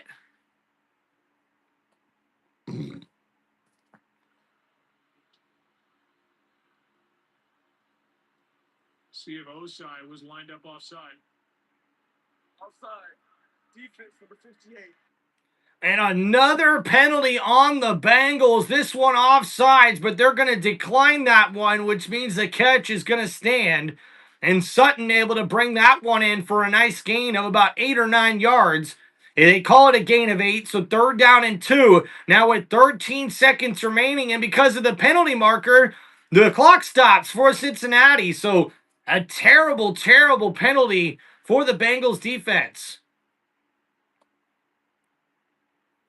And now Nick's lined up here. It's 3rd down and 2. 13 seconds remaining. They're at the 20-yard line. Nick's in shotgun looking to throw. Nick's downfield, and that is caught. Cortland Sutton in the end zone. Touchdown, Broncos.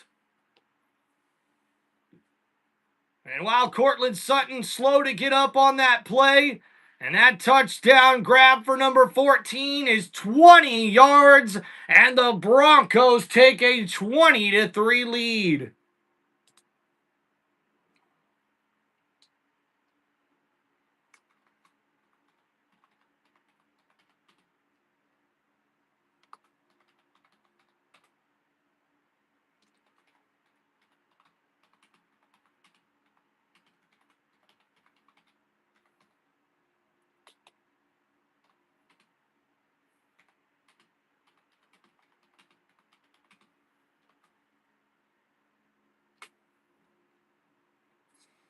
What's up, guys? Thank you, guys. Appreciate all you guys coming out here, man. Carson, awesome, dude.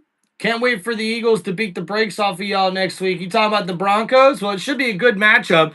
I think that Broncos defense is going to really give problems to that Eagles offense, especially after what we've seen the Bucs defense do in the second half. So I like the Broncos' chances, but the offense has got to get a little bit better for Denver. Right now, they are winning 21-3, but Bo Nix has been a little bit, just kind of inaccurate, I would say, here in this one.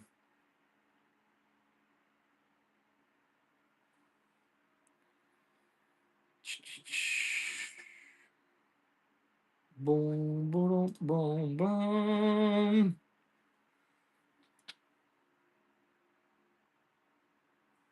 Yeah, right? You got that right, Tony. And Bo Nix, after that big pass completion, looks a lot better here. And guys, in the second quarter, 24 total yards for the Bengals and 233 total yards for the Broncos offense. And we'll see a touchback here with 8 seconds remaining. I can't imagine we're going to see the Cincinnati Bengals doing much here with only 8 seconds to go.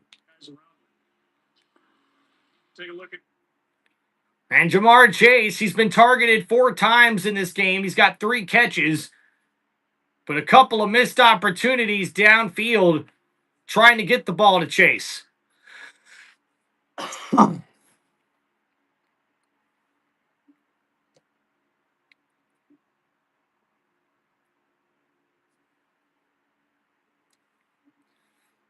And that kneel down will take it into halftime.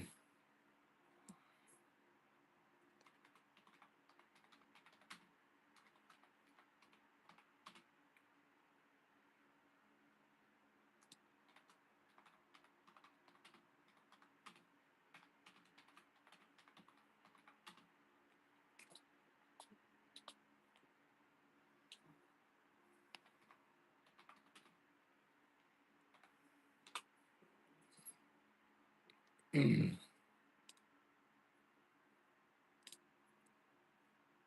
right, guys, there we go with the updated. And 8 penalties in the first half. That's tied for the most penalties in the first half in the last 15 years for the Cincinnati Bengals.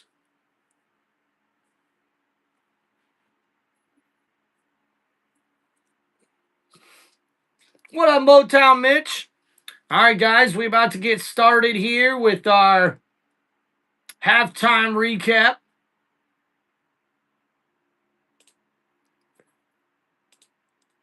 So looking at the stats here, guys, at halftime, we'll start with the Cincinnati Bengals as we have a 21-3 ball game here with Denver leading at halftime over the Cincinnati Bengals. Right now, Cincinnati, we see Jake Browning 8 for 15 for 66 passing yards, no touchdowns yet in the game. Chase Brown with 8 carries for 30 yards in this one as well. Only 34 rushing yards as a team for the Bengals here in the first half. T. Higgins with 2 catches for 25 yards and Jamar Chase with 3 catches for 15 yards. And we're looking over here at the Denver Broncos stats as they have a 21-3 lead. Gosh, come on, man. And 17 for 26 throwing for 217 passing yards is Bo Nix with 1 touchdown pass and 1 interception.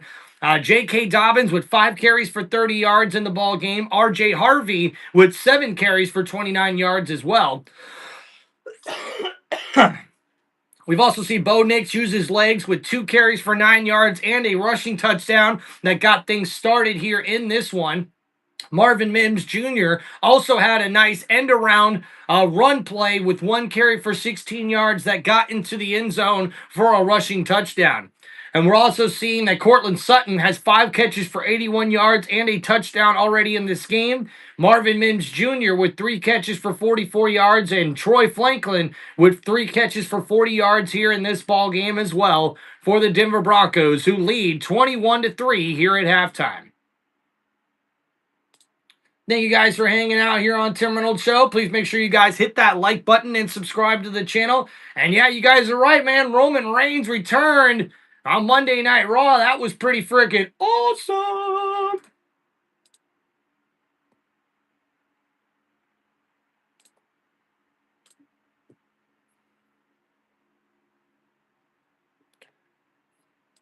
Yeah, thank you, man. I am trying really hard not to.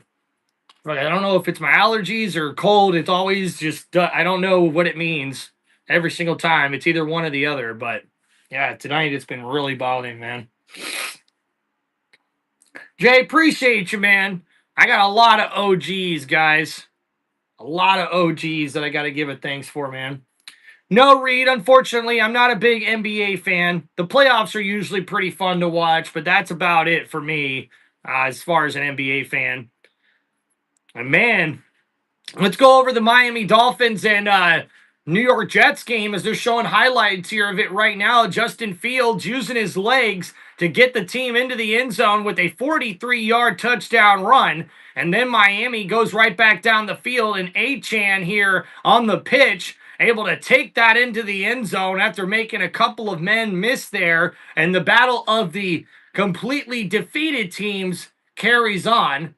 As we see here in this one, we got just over 6 minutes to go in the fourth quarter. Miami leads 24-13. Right now, looking at the stats here, Justin Fields with 141 passing yards, no touchdowns. He's got 6 carries for 77 yards and a rushing touchdown, though. Breece Hall with 14 carries for 81 yards, so a really good day on the ground for the Jets. They've got 193 passing yards in this game, or I should say rushing yards in this game, but they're still trailing.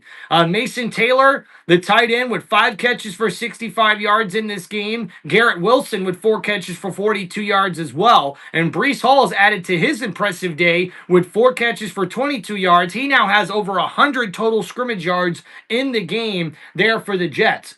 Tua Tagovailoa with 158 passing yards and 2 passing touchdowns. We also see Devon Achane with 15 carries for 93 yards and a touchdown. And we see Darren Waller having a terrific game in his first game as a Miami Dolphin with 3 catches for 27 yards and a touchdown. Jalen Waddle with 3 catches for 48 yards. And Tyreek Hill with 6 catches for 67 yards. But the big news coming out of this one, guys, Tyreek Hill reportedly has a dislocated left knee, and this injury looks gruesome when you see it on the replay. So I imagine that he's going to be out more than likely the rest of the season.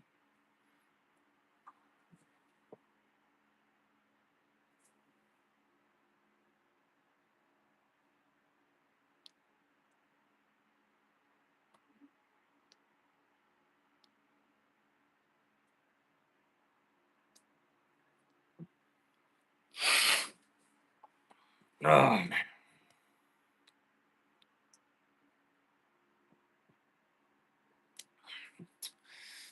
All right, guys, just waiting to get back here in this one.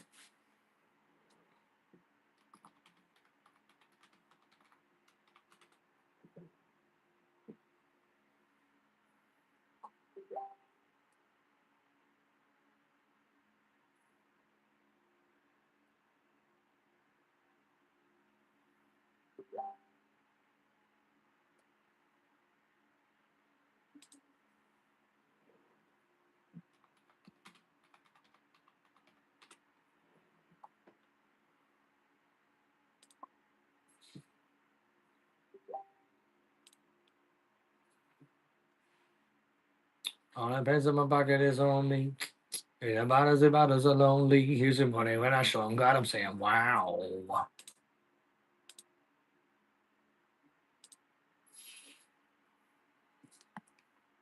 1-25.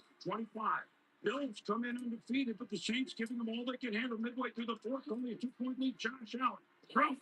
Bumble. 27 yards and one of his 2 touchdown passes. Featured all the 2 games. Broncos won 13 straight at home. Jackson Dart. Aptly named. Into the end zone. The rookie, 1 start, 1 win. Wow, what an upset for Jackson Dart and the Giants getting their first win over the undefeated Chargers. And the Jaguars get a big win. Now 3-1 on the season, beating the previously undefeated 49ers. And we've seen the Los Angeles Rams hand the Indianapolis Colts their first loss of the year.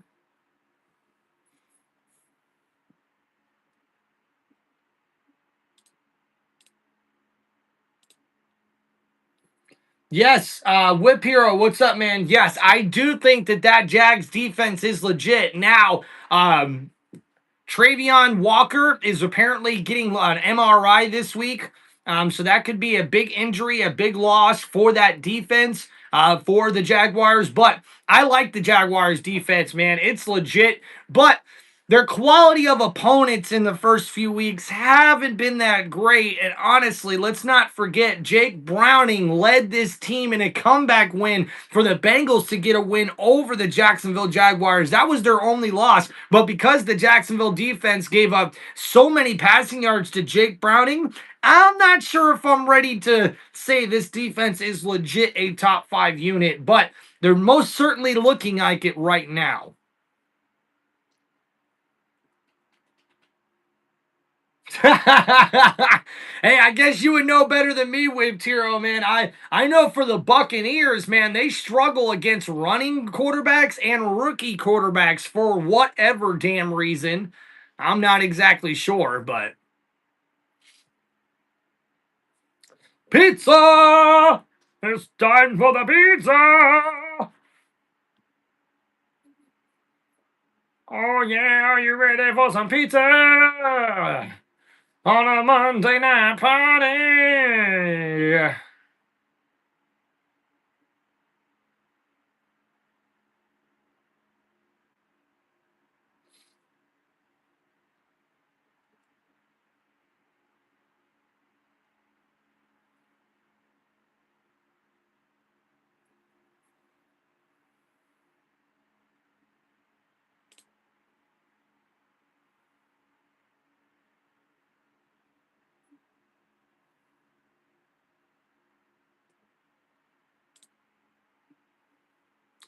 Here's your mama got us all mad. I'm saying, wow. All right, guys, we're still waiting to get back from halftime break, getting back to the action here. Hope you guys are doing well. Are you Natty? Who's Natty? I'd love to win a national championship, man. What's up?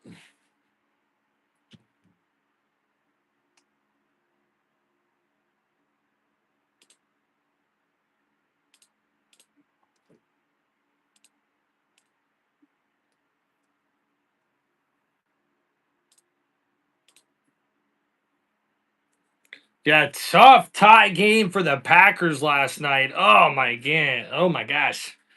What's the highest level of football you played? So only high school. I only got to play 1 year of high school football. Unfortunately, it wasn't my fault. It was just my parents not getting in the paperwork and my physical done on time every freaking year.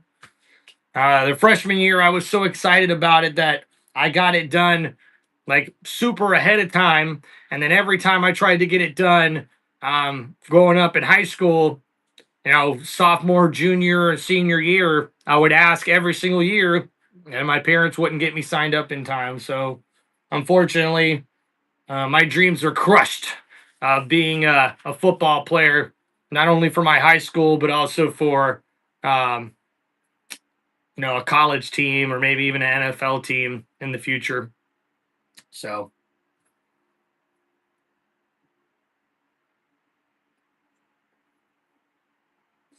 yeah, Whip Hero, that's a lot better than him missing the season if he can wear a club on his hand and still try to play a little bit. What's up, Tyler? Welcome to the chat, brother. Hope you're doing well.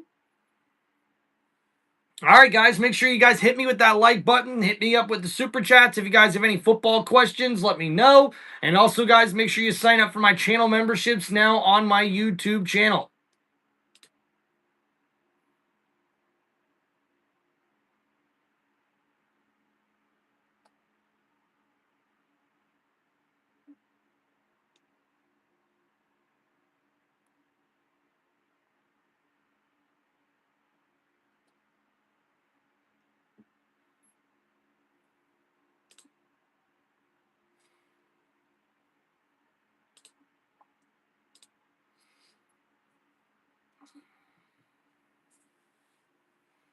I kind of see your point there, man.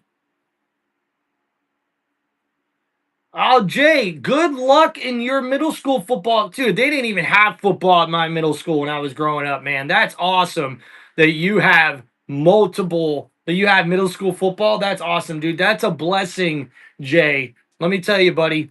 Make sure you, if you're going to play football, buddy, go out there and give it everything you got, man. And whatever you can do on an off day or during the week to make yourself better, whether that's rest, diet, exercise, whatever extra technique you can work on during the week, do that, man. Stay dedicated, Jay, and I promise you, man, that love for that game, if you're able to dedicate yourself to it and get good at it, it's going to set you up for a bright future, man, especially if you're able to get a scholarship and go take that scholarship and go to a university. Whether you're playing football or not, it's about getting a good education, and football will help you do that.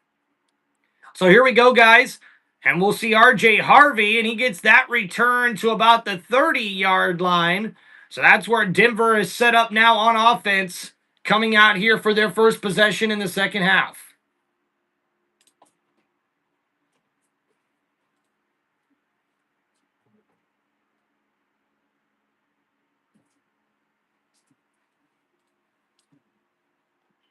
Hello. Hi. Thank you. You're welcome.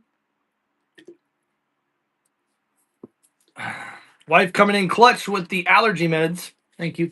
You're welcome. Appreciate you, baby. Mm. So here we go. First down and 10 for the Broncos. Nick's a quick throw out here to Mims. Mims on the wide receiver screen. Gets a nice run there after that catch for 8 yards, and it's going to set up second down and short coming up here for Denver. I'm making you tea. Okay. Appreciate you. Here, you want to take this?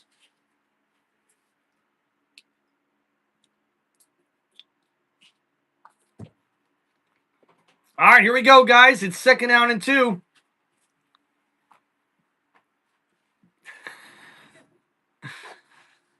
Hell yeah, she's a keeper, guys. That's why I made her my wife. So here we go. I formation, a handoff here to Dobbins, and J.K. Dobbins gets it up to the 43-yard line. So that's going to be a first down. And we see the average third down distance to go here for Denver was 7.7 yards through the first 3 games of the season. And here, it's only been 4.4 yards. So a good day overall for this Denver Broncos offense. And now first down and 10 coming up here for Bo Nix, who's 5 for 5 for 101 yards on third down.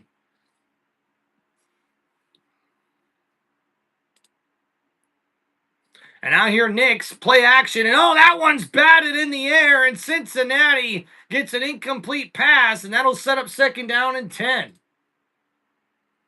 What's up, Giants Arena? Hope you're doing, man. Derek, what's up? Derek Bentley in the chat. How you doing, man?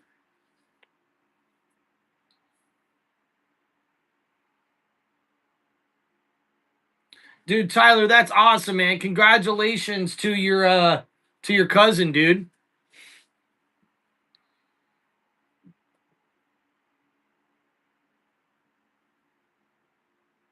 No, you're good, Jay. Thank you, man. Appreciate you sharing your story with us. So here we go. Bo Nix, play action. He's going to keep it, and he runs on the left side and falls forward for a couple yards on that QB scramble. So now third down coming up.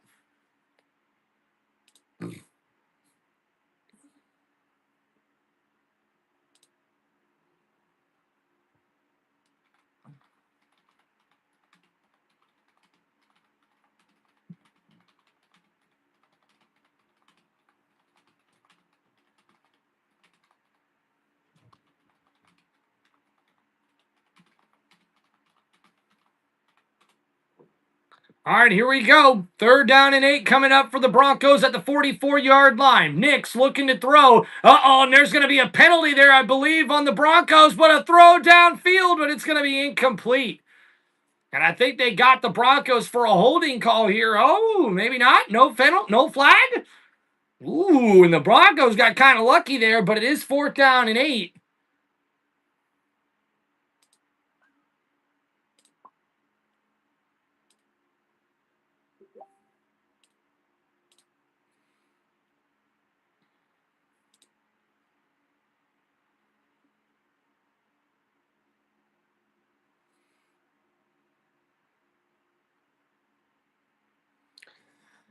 Yeah, Chiefs versus the Jags. Oh, man, it's going to be so tough to pick against the Chiefs, man.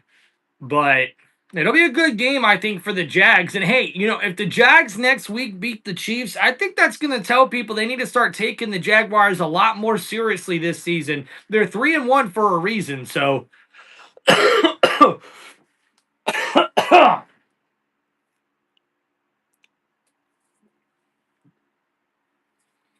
Yikes. Allergies suck, guys. Okay? I'm just going to say that. Allergies freaking suck. All right.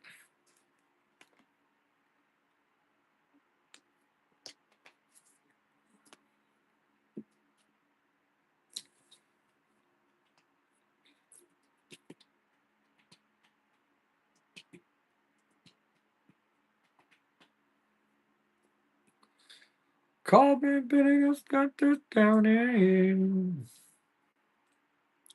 All right, so that last drive there for Denver, 5 plays, 14 yards, and they have to punt the ball away here on their first drive in the second half. And now the Bengals come back out on offense, and they trail in this one 21-3.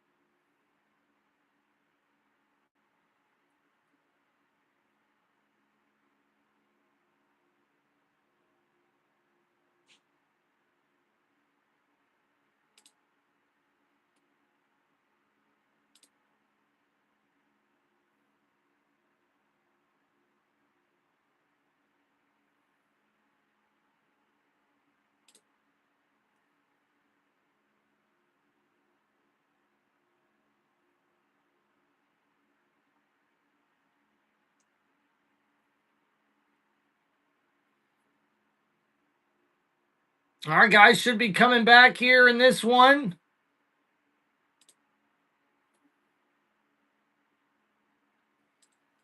And now with 12:35 left to go in the third quarter, the Denver Broncos come back out on offense. Or I should say the Bengals come back out on offense. Their first drive here of the second half.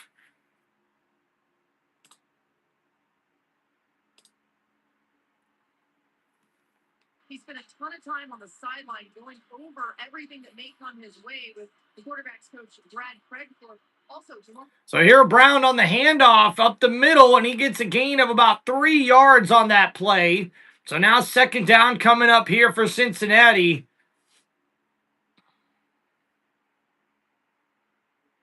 Thank you, man. What's up? What's poppin'? Thank you, man. Yeah, really good game, dude. I was impressed with how the Buccaneers really fought in that second half. So thank you, man. Yeah, Jace, I'm sorry, dude. My allergies are bugging me hardcore today. So here we go, guys. Jake Browning, 8 for 15 for 66 passing yards. And the ball now at the 34-yard line. Second down and 7. A handoff here to Perine. Perine takes that one close to a first down. And it's going to be third down and 2 coming up here for the Bengals. Singleton, number 49, the middle linebacker and the defensive captain, was in on the tackle. And now a big third down and 2 here for the Bengals offense. They have got to get something going if they want to keep this game competitive here in the second half. Hell yeah, guys, we killing it over here. Come on, guys, let's get some more of those likes. So here we go, third down and 2 coming up for the Bengals. Browning is in shotgun here. Denver's showing blitz on the play. And Browning under duress, and that one's batted down, and that's incomplete.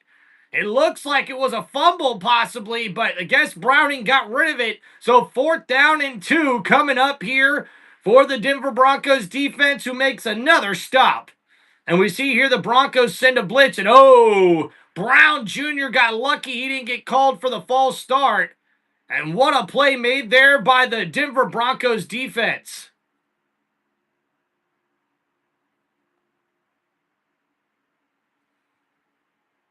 So now fourth down coming up here for the Bengals. And once again, another 3 and out for the Cincinnati offense. And a good punt there.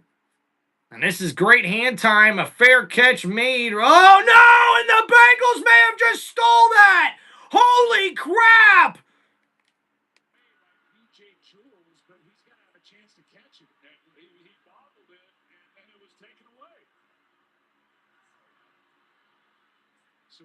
I think this is going to go to the Bengals. Mims calls for a fair catch. It hits him in the hands and then bobbles right into the Cincinnati Bengals player, and he grabs it. To complete the catch. So this is fair catch interference. How? Throw the flags down. I'm picking the Broncos to win, and I don't agree with that call. Fair catch interference. 15-yard penalty for the flag. Really? Jules did what anybody would do. Yeah. I don't like that there's a flag on it. Give the ball back.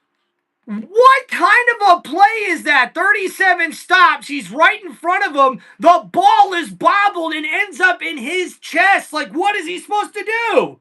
Like, that's a terrible call, man. See, this is the kind of shit I'm talking about, guys, right there. Like, you have got to be smart enough as a referee to see that that was a football play. The defender did nothing to impede the guy making a fair catch. He bobbled the fair catch. It literally popped up out of his arms and was floating in midair between them before it hit the defender's chest, and he grabbed it.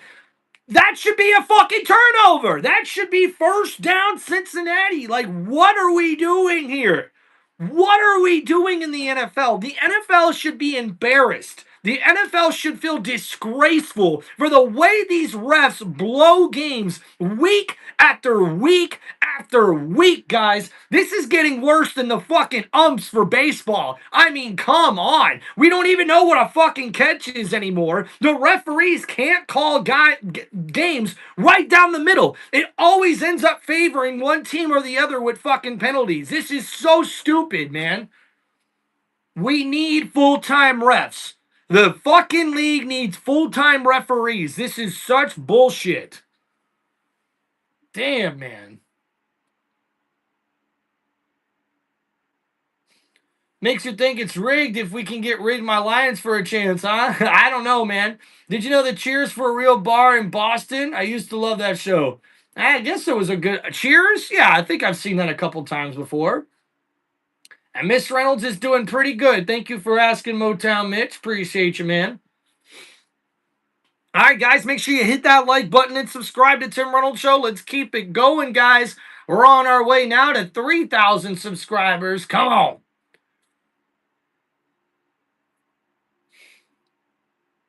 And, guys, looks like we do have the game coming down to the wire here in this one.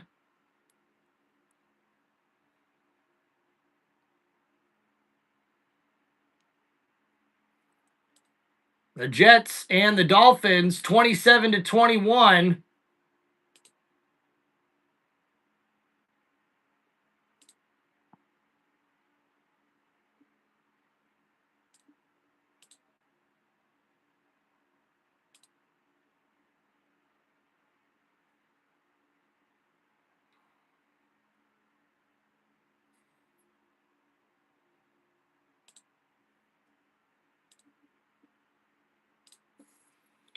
All right, so now the referee's trying to get something together here.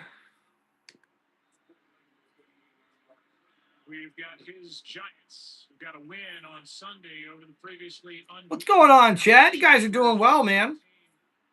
in Foxborough against the Patriots, who put up 42 points. We need to, dude. We need to. If anybody else does their job badly, they get reprimanded for it. You know what I mean? And the referees don't. And Dobbins on a nice run here, gets through the line, and he's got a carry for 10 yards and a first down, Broncos.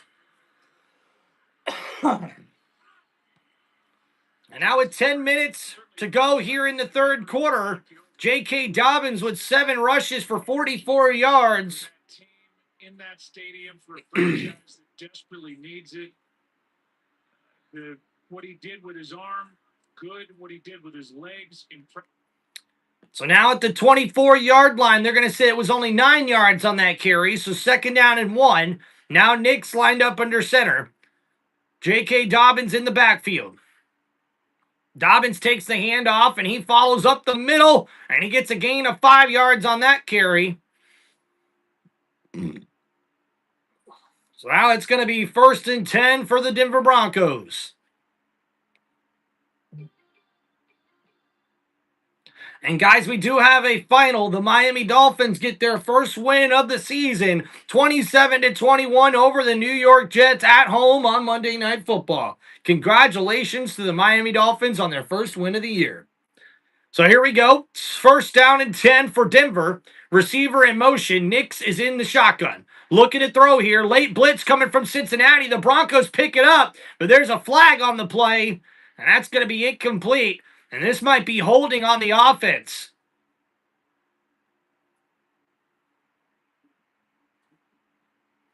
And it is going to be on the offense. They say it's offsides on Pat Bryant, the rookie, number 13. So that's going to back up the offense here. Hey, 3-1-3 Kurt. I tried to tell my boy Carson, man, it was going to be a tough go of it.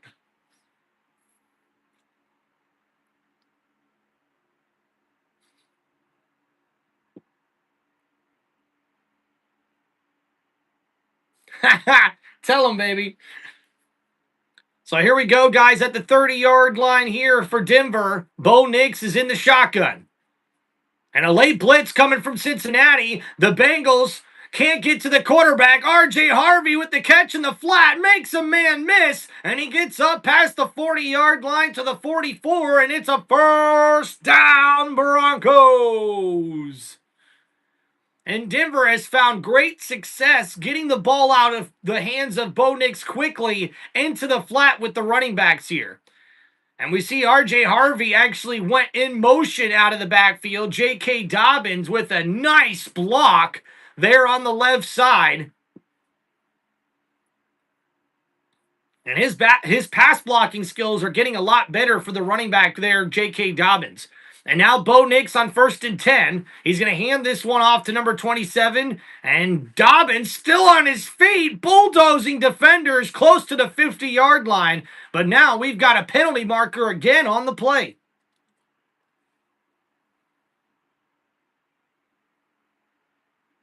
Thank you. You're welcome. Enjoy. All right, you need to get to bed. When's the game over? Not till after 11. And the second half is going slow as hell, so it's probably going to be till midnight. So go to bed. Pretty please. You're not sleeping for 3 hours and going to work for 10. So please go to bed. Love you. Love you too. Good night. Good night. Sorry, guys. Husband Tim had to put his foot down. All right. The wife likes to be so helpful, and I love it. She's already got me some food, a nice hot tea, and I'm like, all right, now you need to go to bed.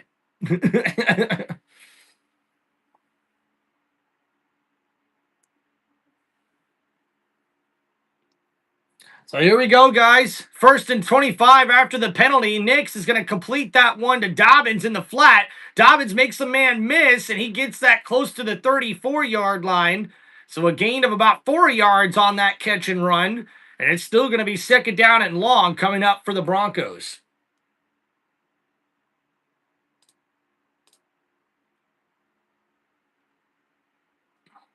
Easton Parker, what's up, man? Welcome back into the chat, man. Hope you're doing well. Benny, what's up, H29? Hell nah, how you doing, man? Let's go, Broncos. Rodney with the Chiefs Kingdom in the chat.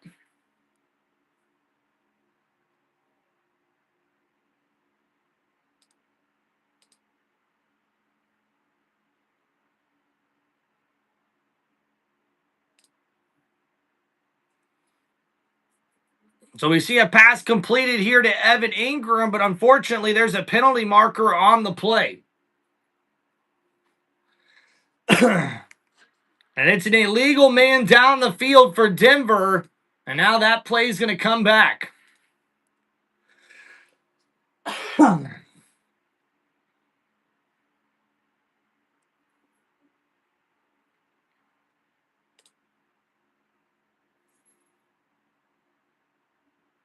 And you see that tight end screenplay there for Evan Ingram was a nice play, but too many men down the field illegally for the Denver Broncos. So after that penalty, it's now 3rd down and 14.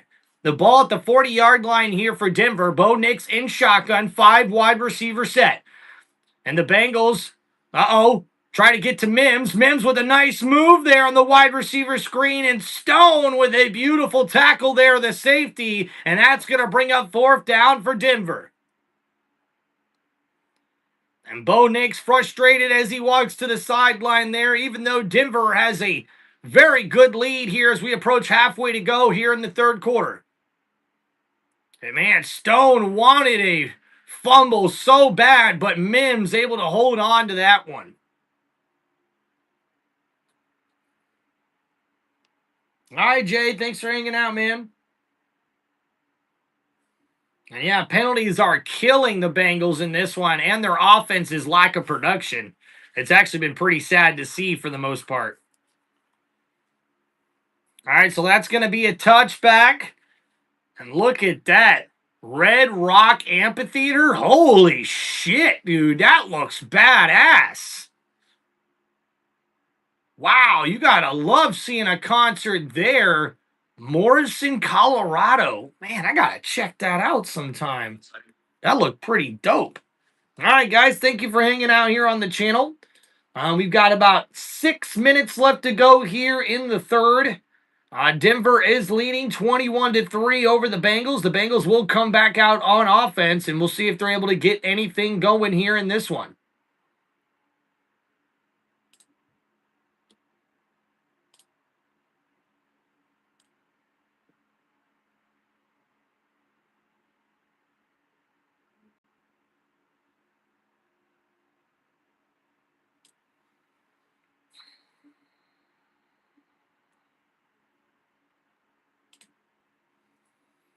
All right, guys. Thanks for hanging out here on Tim Reynolds Show. Make sure you guys hit that like button, subscribe to the channel. Let me know if you guys have any football questions. Hit me up with those super chats. And also, don't forget to sign up for channel memberships, guys, on my YouTube channel.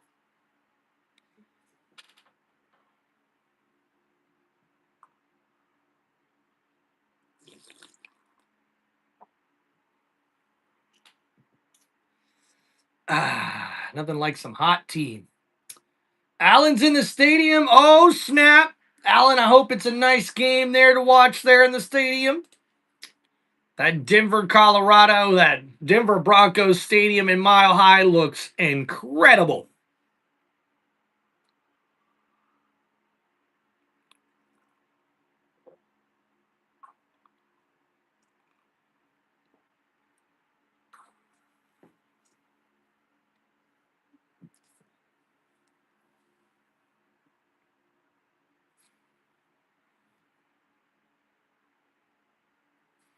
Bum bum ba bum ba bang ba bang diggy diggy.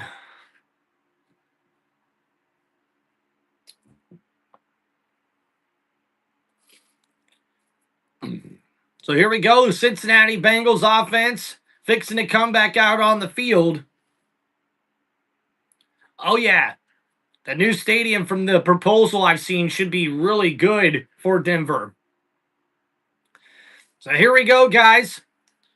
1st and 10 at the 20-yard line. Browning looking to throw. It's a play action. He's got time to throw over the middle. That's caught. And a big catch there by number 80. And that's going to be a 1st down, Bengals.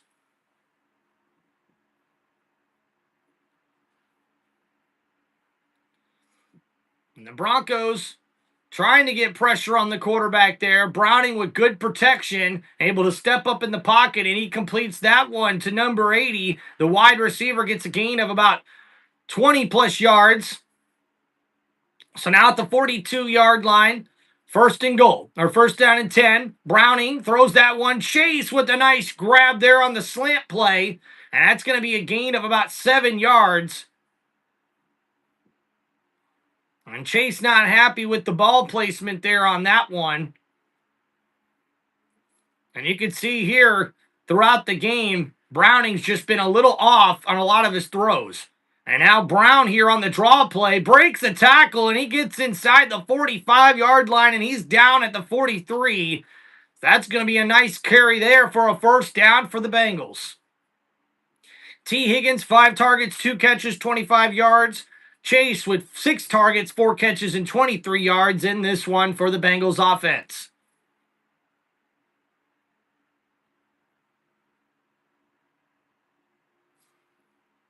Patrick Surtain has been great thus far in this game for the Broncos defense.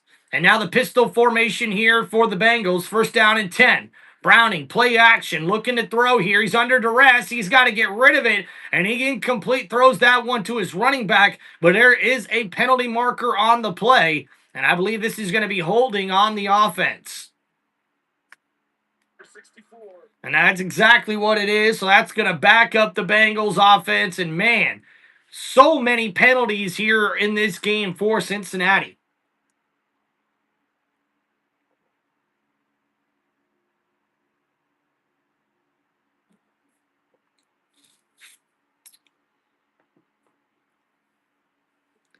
Yeah, 10 penalties for 60 yards here already for Cincinnati.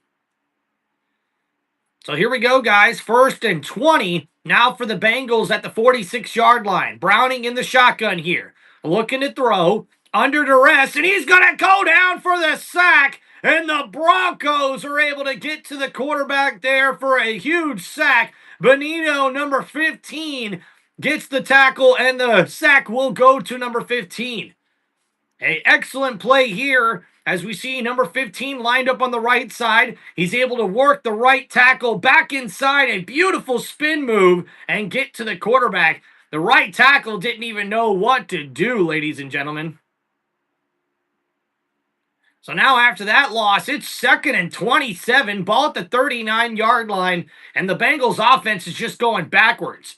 Browning in shotgun, looking to throw here. Gets it out quickly to his running back, Brown. Brown makes a man miss, and he gets that up close to the 49-yard line. So a nice catch and run, but it's still going to be 3rd down and long coming up here for the Bengals.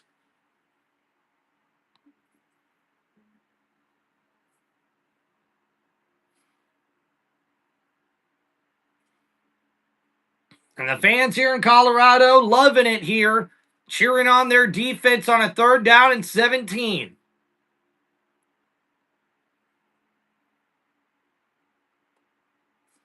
So here we go from the 49-yard line. Bengals 3rd down and 17. Browning in the shotgun here.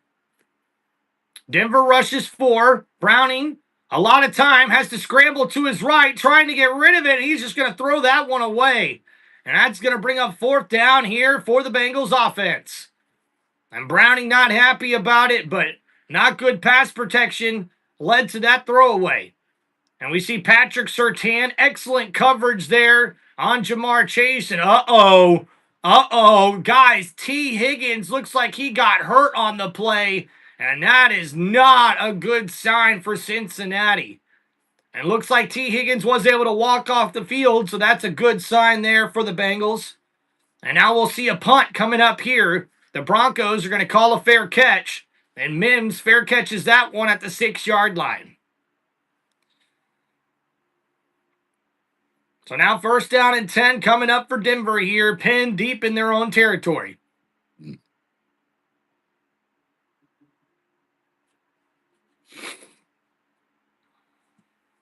Thank you guys for hanging out here on Tim Reynolds Show. Please make sure you guys hit that like button and subscribe to Tim Reynolds Show. Hell yeah. Thank you guys for hanging out here. Appreciate y'all. Little cheers, little toast to all of you, ladies and gents, hanging out here for Tim Reynolds Show. This game has not been somewhat entertaining. That is for sure. That is for sure.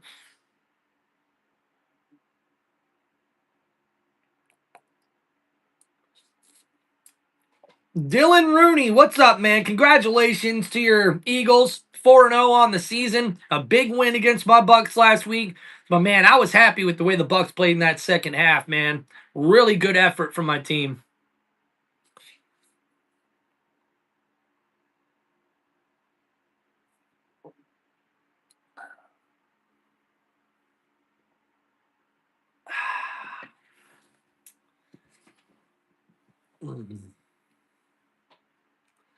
Oh, yeah, Carson, if we didn't turn the ball over as well, we had a block punt for a touchdown. That's what pretty much won them the game. But in the second half, we gave up negative passing yards. Like, Hurts and that offense couldn't do anything in the second half. And, man, that's where I kept thinking the Bucks are going to come back. The Bucks are going to come back. And unfortunately, just too many turnovers with the Bucky Irvin fumble that led to a touchdown as well for the Eagles, a quick turnaround touchdown. That was actually a fake tush-push touchdown. Saquon Barkley was able to get into the end zone there with that one. But other than those two plays, if Baker Mayfield doesn't throw that interception in the red zone, who knows? We probably win that game. Carson, I haven't had the pizza yet, man. I ain't got time to eat it. I ain't going to come here and eat in front of y'all just right in front of the damn camera when I'm not, and not call the game. Oh, and guys, next Monday night, it's the Kansas City Chiefs taking on the Jacksonville Jaguars. Hey, I'm looking forward to that one, baby. That's going to be a good matchup.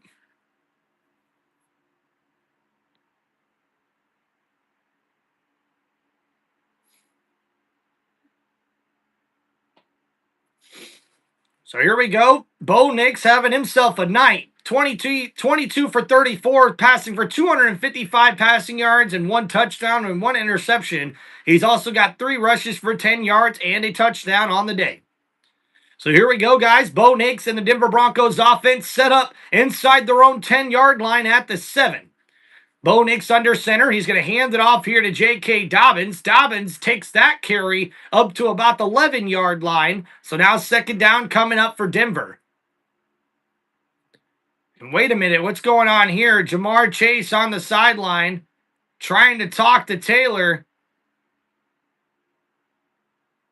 And looks like Chase is getting really frustrated and upset with the way the offense is being ran right now for the Bengals. And you can see the frustration spilling over there on the sideline there for Cincinnati. That's not a good sign for Bengals fans. And here we go now.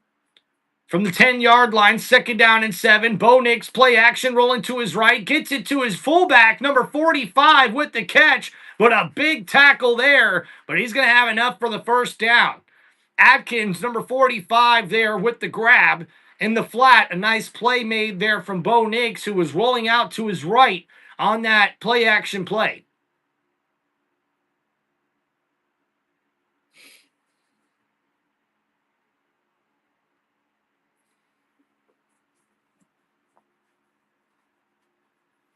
All right, so here we go. Bo Nix now in the pistol formation.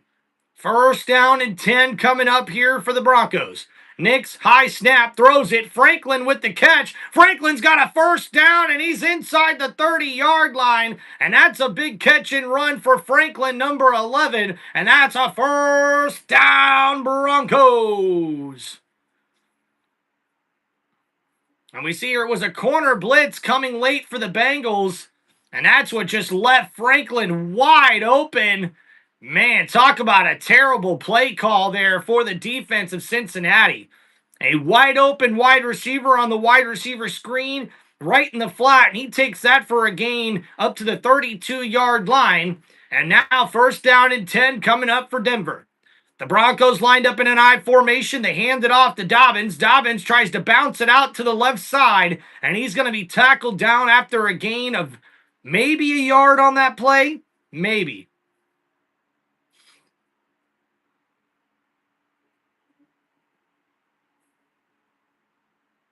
Heck yeah, man. Oh, yeah, Carson. The Bengals have just been terrible, dude. Only 141 total yards of offense here for the Bengals in this one. 389 thus far here for Denver. And now 2nd down and 10 from the 32-yard line. R.J. Harvey's in the backfield and a timeout here by Bo Nix. And Denver couldn't get things together smoothly there on the last play before the 3rd quarter ends. 6 seconds to go here in the 3rd. Denver leads 21-3. Hey, look, if you're Cincinnati, why don't you try to go get Russell Wilson? I mean, hey, even Jameis Winston might be better than what Browning is right now for the Bengals.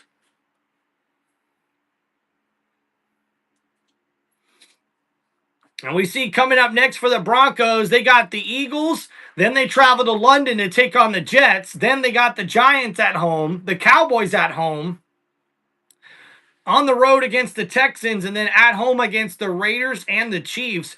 That's a pretty damn good schedule there for Denver. So here we go. 2nd down and 10 with 6 seconds remaining in the 3rd. Bo Nix under center. And play action here for Nix. Nix looking downfield, and he gets it to his running back, R.J. Harvey, in the flat. And Harvey breaks the tackle, and he's going to have enough for a 1st down, Broncos. And we reach the end of the 3rd quarter.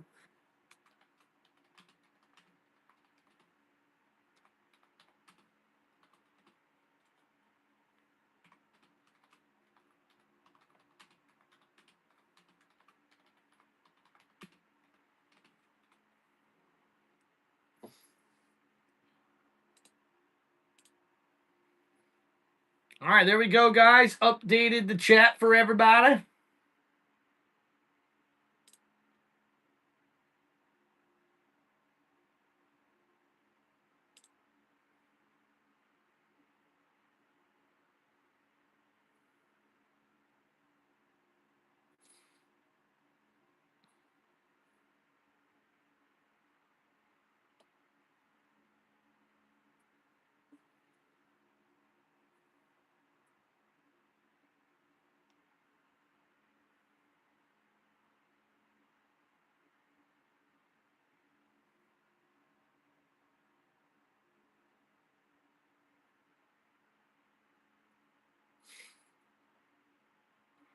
All right, guys, let's give you all a little stat recap here after we've checked it out a little bit here on Tim Reynolds Show.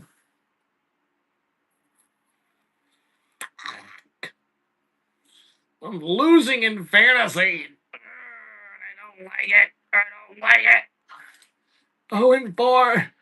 I don't want to be 0-4. I really don't. Please. I need the Denver Broncos defense a touchdown. All right, guys, so we'll start here with the Denver Broncos. Bo Nix with 287 passing yards in this game, 1 touchdown pass and 1 interception. Bo Nix has also ran the ball for 3 carries for 10 yards and a rushing touchdown. Marvin Mims with 1 carry for 16 yards and a rushing touchdown. We also seen him have 5 catches for 57 yards. J.K. Dobbins is the leading ball carrier with 10 carries for 54 yards in the game. Cortland Sutton is the leading receiver with 5 catches for 81 yards and a touchdown in this one. Troy Franklin with 4 catches for 55 yards as well in this one.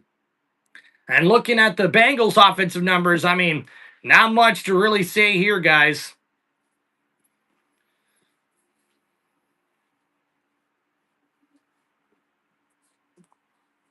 And man, this beautiful stadium will be no more after a couple more years as the Denver Broncos plan on making their own stadium funded by their own money as well. So no taxpayer money in that one.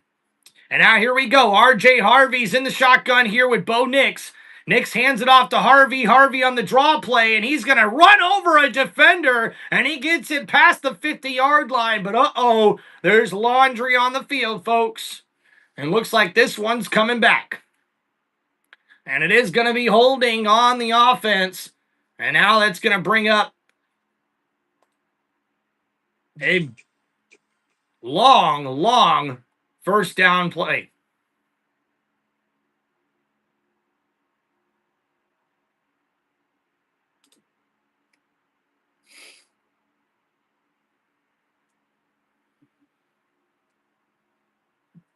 Yeah, don't doubt it, man. This Bengals defense has been bad, but the offense has been terrible today, going up against that tough Denver Broncos defense. So now here we go here, guys. 1st and 19 after the penalty. Ball at the 34. Nix in the shotgun looking to throw. And there's another penalty marker. And that's going to be a false start on the offense. And Bo Nix is frustrated, ladies and gentlemen. After that penalty, now the Denver Broncos in a very bad scenario here. So 1st and 24 after that false start penalty backs him up 5 more yards.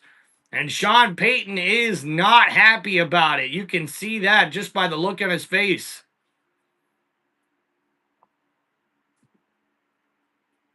So here we go, 1st and 24.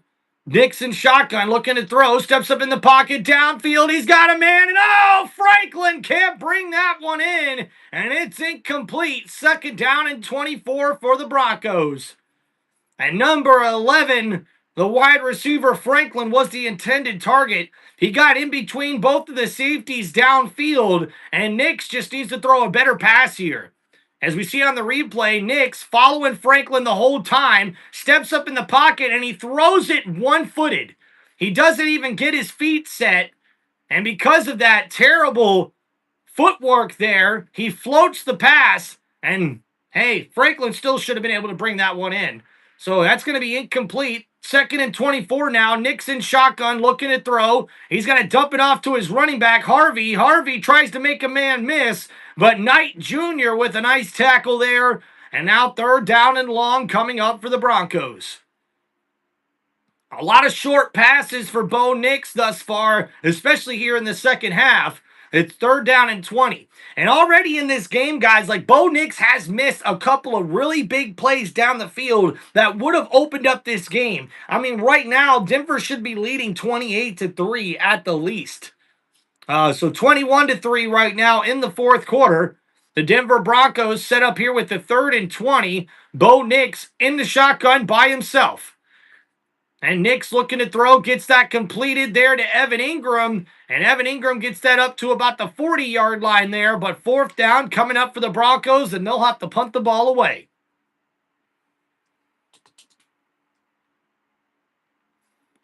So a good defensive series there for the Bengals. And they've had a couple of those tonight. So hopefully we'll see the offense start to put up some more numbers here for Cincinnati so they can make this a game, huh?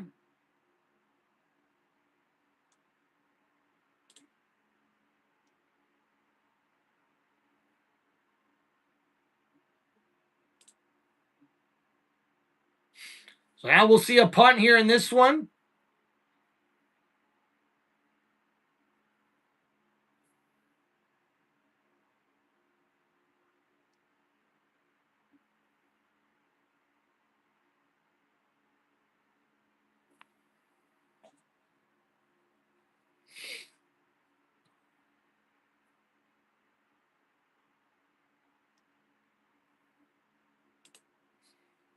All right, so we're waiting to see the Cincinnati Bengals come back out on offense after that punt. They'll be starting here at the 16-yard line. They trail 3-21 here in the fourth quarter with just under 13 minutes remaining here in the fourth.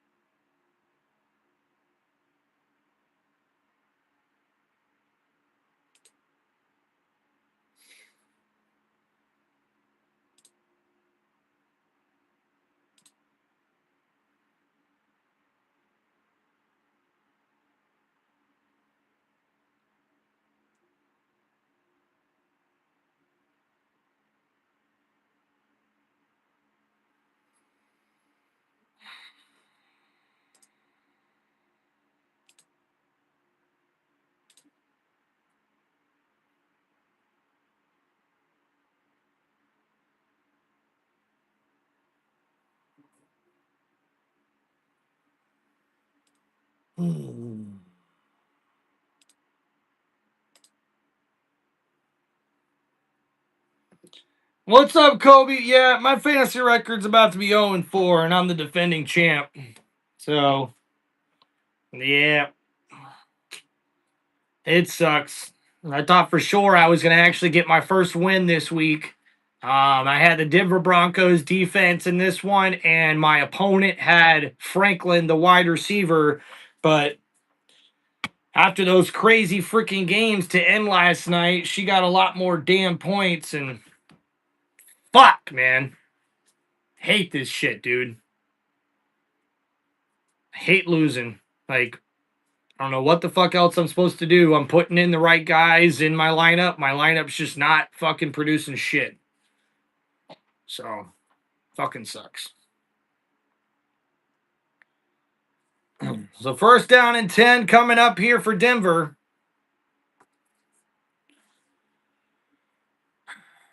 Ball at the 24-yard line here for the Bengals offense. Browning in the shotgun. The Bengals trail 21-3. Browning steps up, gets that one completed to Brown. Brown takes it past the first down marker, and he's going to be tackled after a gain of 12 yards on the play. So now first down and 10 for the Bengals.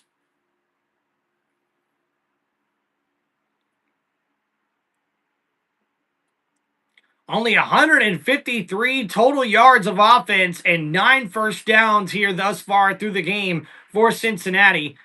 And we see the Broncos with 416 total yards and 22 first downs, man.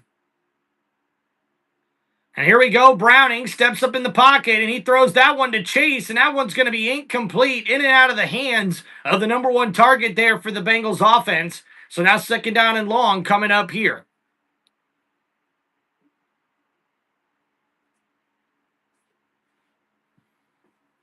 And a tough go of it here for the Bengals offense that started great with their first drive of 12 plays for 62 yards and a field goal, but they've only put up 79 total yards since that first drive. So here we go, guys. Second down and 10 coming up here for the Bengals.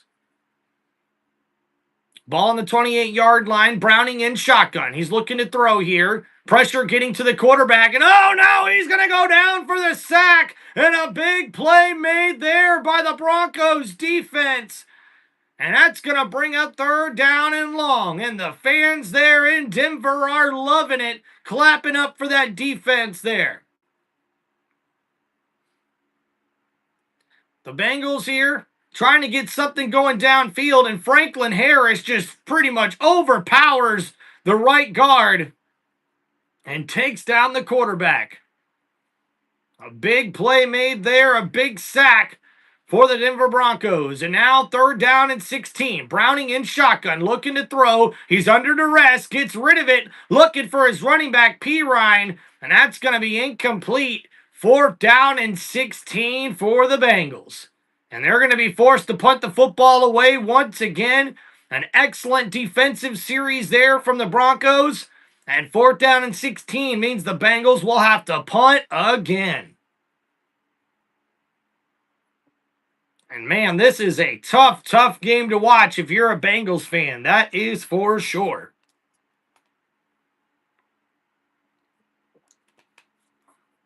Oh, and the Bengals almost come up with a block punt. And that one's going to be rolling here. And we'll see a return here from Mims. Mims tackled down at the 24-yard line.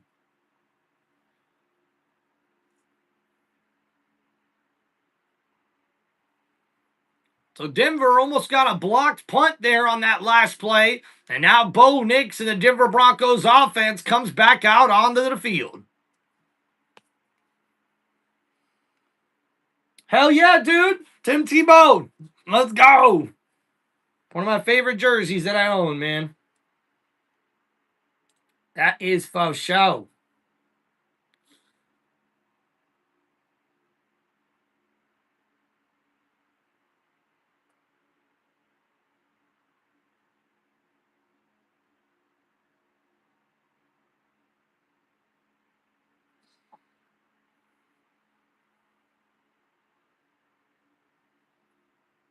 On the Benz in the bucket, they don't be. On the Benz in the bucket, they don't be. Here's what I'm gonna say. Wow.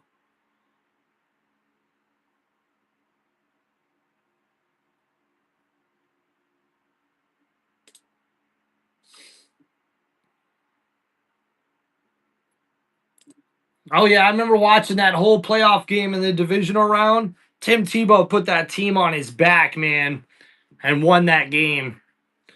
I think too many damn referees, or I should say too many damn coaches, cost Tim Tebow his playing career, man. I know the guy had a weird throwing motion and wasn't the most accurate passer in the league, but I tell you what, based on the way we see a lot of these backup quarterbacks playing, I think Tim Tebow would probably still be playing in the league right now if coaches still believed in him. So definitely one of those stories, one of those guys, though, that will live in folklore for his NFL career just because he was one of the best college football quarterbacks of all time. So sometimes that's just the way it works. You know, you have so much success as a college quarterback, and a lot of times that doesn't translate into the NFL, and it just is what it is.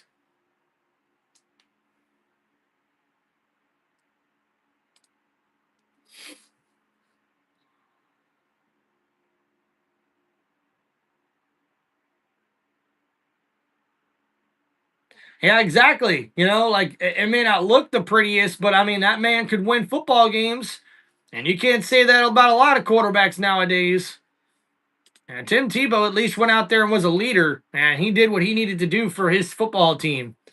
So, all right, here comes Denver coming back out on offense here, set up at the 24-yard line, 1st and 10. Nix tosses it to Dobbins. Dobbins on the right side. He's going to take that carry, and he gets past the 30, and he's close to the 35-yard line. 1st down, Broncos.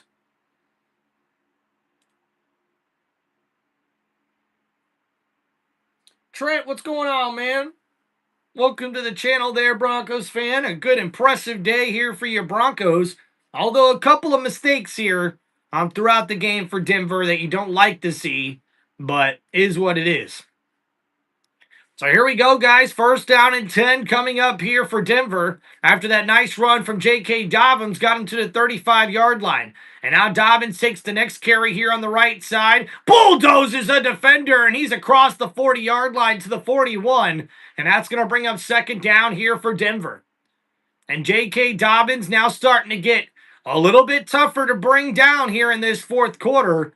And I'm almost certain that Denver is going to try to take off as much time off the clock here as they can. This game's kind of already out of reach for the Bengals. But the Broncos are going to continue to try to run the football. So here we go. Bo Nix under center once again. 2nd down and 4.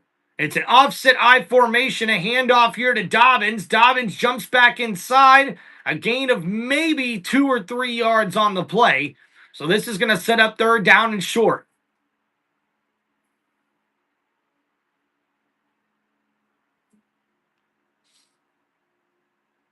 So now with under 9:30 left to go, Dobbins will take a breather here. 13 rushes for 74 yards for the running back. He's also got one catch for 4 yards there, J.K. Dobbins. And now the rookie R.J. Harvey comes in here. He's to the left of Bo Nix, who's in the shotgun on 3rd and 1. And Nix is going to roll to his right, and he throws that completed to Marvin Mims. And Mims is able to take that for a first down, Broncos. And Bo Nix able to take that roll to the right and complete that ball down the field.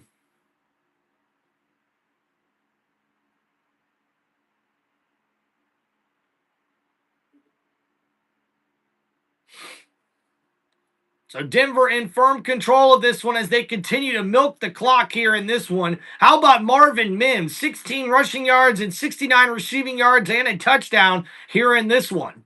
So here we go. Toss to Dobbins. Dobbins cuts back inside, and he's going to get tackled down after only a gain of a yard or two. A good effort there by Dobbins to get even something out of that play. The Bengals defense read that one and was able to stop it for a short gain.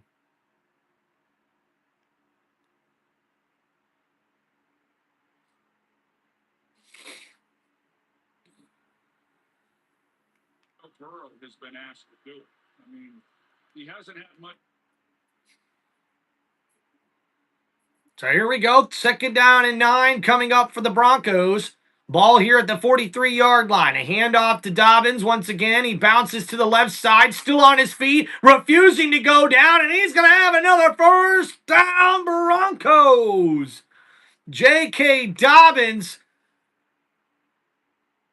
with a big run there, and Taylor, the Bengals head coach, is not happy. And the defense just not able to bring down the running back. The Bengals trying to strip the football, and Dobbins just carrying guys on his back for that big first down run. And now 15 rushes for 85 yards for Dobbins, who's just getting warmed up, baby. And now at the 33-yard line, Dobbins in the backfield. He'll take the handoff, and he's going to go and take that to the outside. And he's past the 20, inside the 20-yard line, and out of bounds at the 17. First down, Broncos.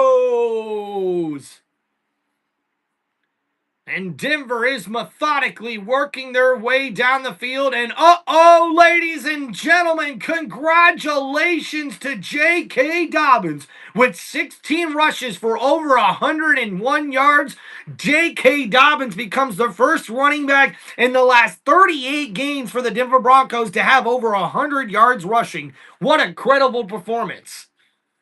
So now here we go. Harvey in the backfield. He's going to take the handoff there. R.J. Harvey, he gets it inside the 15 and tackled at the 14-yard line. Trent, what's up, man? I like the Denver Broncos, man. They got a lot of really cool old-school players. One of my favorite Tampa Bay Buccaneers of all time, John Lynch, played for them. I loved when Dawkins played for them. Rod Smith was one of my favorite wide receivers growing up, and I loved Clinton Portis, man. That guy could run the football. And hey, I like these jerseys, dude. These jerseys right here, they got some new ones on tonight, but these ones here, I'm a big fan of these Broncos jerseys, dude. So here we go. Handoff here to Dobbins. Dobbins bounced to the left side here. Actually, that's R.J. Harvey. And Harvey with a 2-yard run there brings up 3rd down. Last week, he ended up with 83 yards on 11 carries, but he said, I was averaging 7.7 yards a carry. I don't know why they didn't just keep giving me the ball, but he said, Sean Payton's great. And a big rushing day here for J.K. Dobbins, who's still taking a breather on the sideline. So now here we go. It's shotgun here for Bo Nix. Ball at the 12-yard line. 3rd down and 5. Nix looking to throw. Blitz coming. He gets it to R.J. Harvey, and that's going to be a touchdown, Broncos! And R.J. Harvey, the rookie running back, catches that one out of the backfield, and he gets it into the end zone for a 12-yard touchdown reception. And the Broncos are piling it on here, ladies and gentlemen.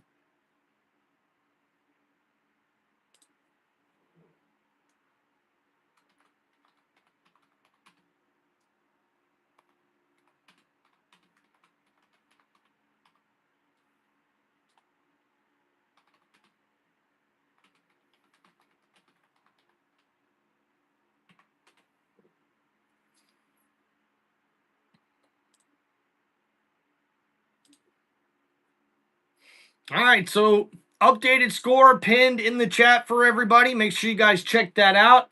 And an impressive drive there for the Denver Broncos as they try to put this one away here in the end of this matchup.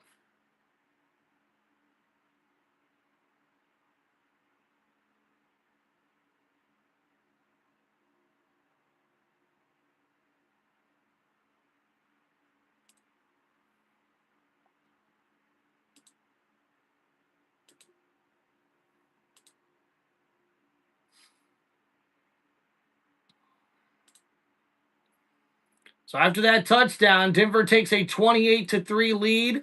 That drive was 10 plays, 76 yards, and just over 6 minutes taken off the clock. So they drain the clock now to under 5 minutes to go here in this game. And with Cincinnati trailing by 3+ scores, this one's pretty much over, ladies and gentlemen. You never want to see it's over till it's over. But with this one, it's probably over.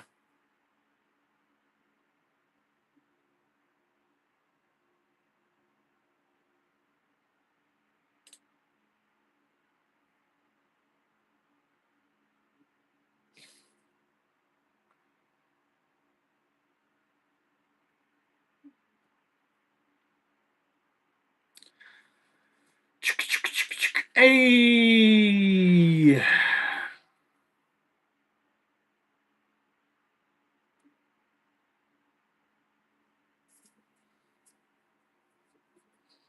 It is another hit because I got hold down.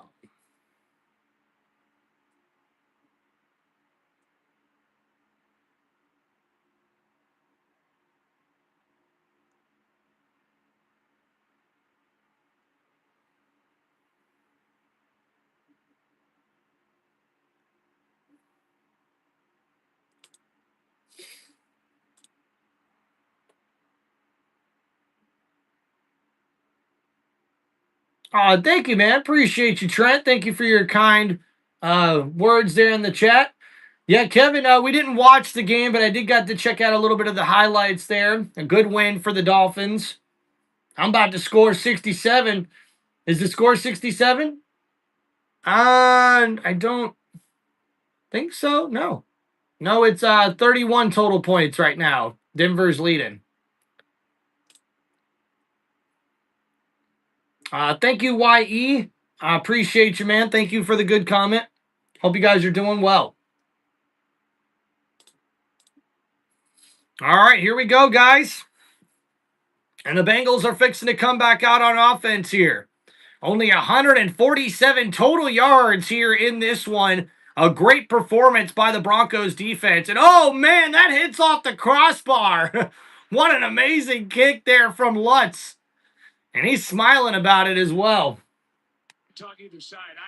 Dak Prescott was awesome. I mean, just awesome without CeeDee Lamb. Exactly, and against a good defense. And I thought he was.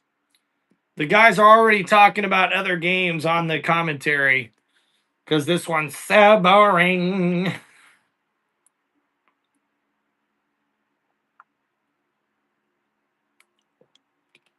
All right, so here we go.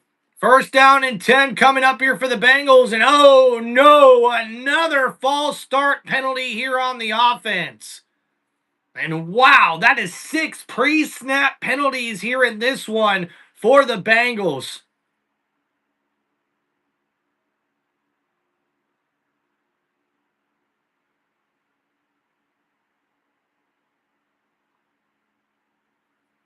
So here we go, guys. First down and 15 from the 30-yard line. Browning under center here for the Bengals offense. And he's going to hand it off here to number 80. And 80, tackled down after about 5 yards on that play. So second down coming up here for the Bengals.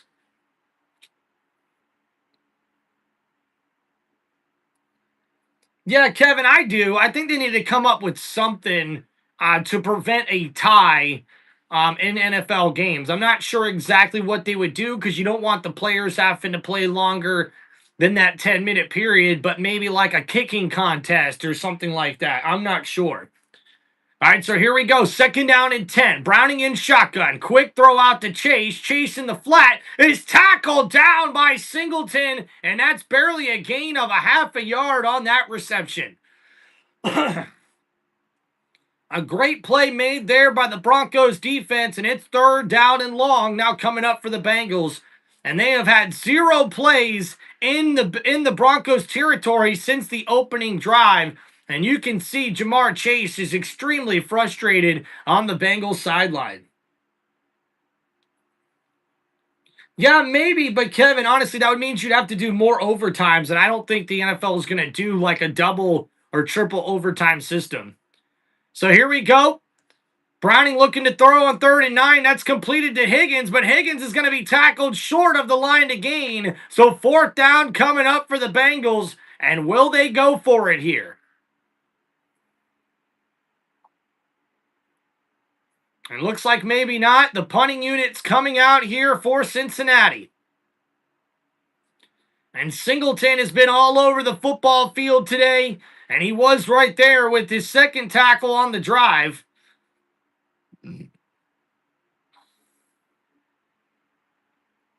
So now a punt coming up here on 4th and 3 for the Bengals offense. And this one's going to bounce out of bounds at about the 19-yard line. And that's where Denver will take over. 2 minutes and 52 seconds left to go here.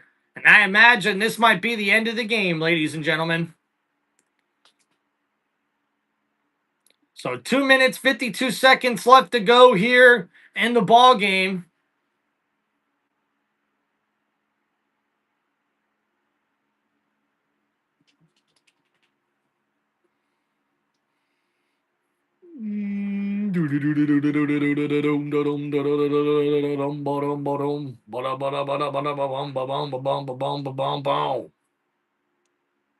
So here we go. 1st down and 10. A handoff here to R.J. Harvey. Harvey with a nice carry for 4 yards on that play.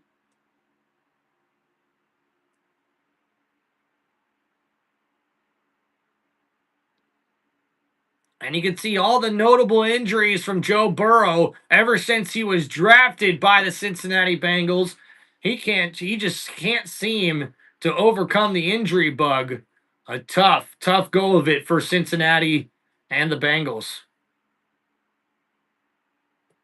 So here we go, guys. A toss to the left side. R.J. Harvey breaks a tackle, and he's going to be right there at the line to gain. Depends on where they spot it here, but this could be a 1st down for Denver.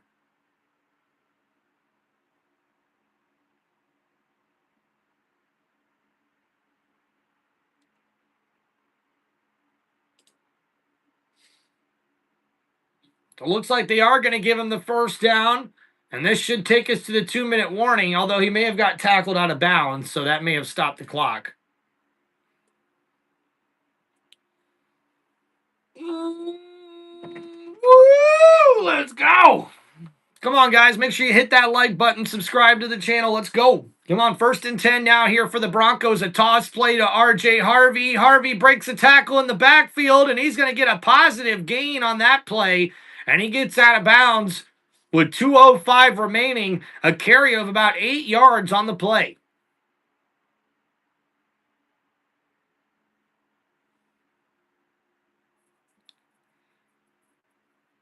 So R.J. Harvey with 55 rushing yards, 40 receiving yards, and 95 total yards and a touchdown here in this one for R.J. Harvey, the rookie running back out of Orlando. Born in Orlando, Florida, went to UCF, was one of their best running backs in program history, and now R.J. Harvey's finally starting to get a big role in this offense. Yeah, Kevin, we do some college football games, not a lot of them, but So here we go. 2nd down and 1 now at the 40-yard line. A handoff here to Harvey. And Harvey gets about 2 yards on that play to the 42-yard line. And that's going to be a 1st down. And that takes us to the 2-minute warning. And we will more than likely get to the end of this one, guys. My college team is, I liked rooting for the Florida Gators. But unfortunately, they're not doing really well this year. Toughest schedule in all of college football this year, and it most certainly has shown. The showdown as San Francisco meets Los Angeles. Boom, baby!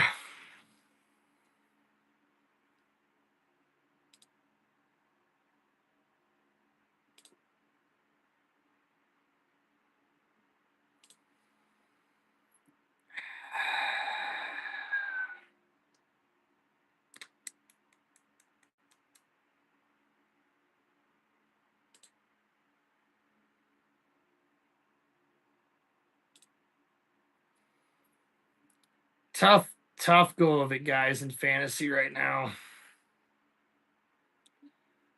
Ugh. My team sucks.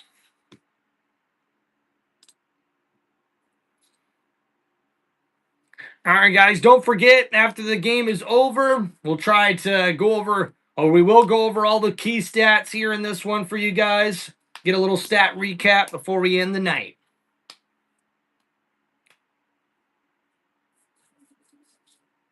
Yeah, Kevin, a lot of injuries for the Gators, even though that defense is playing really lights out.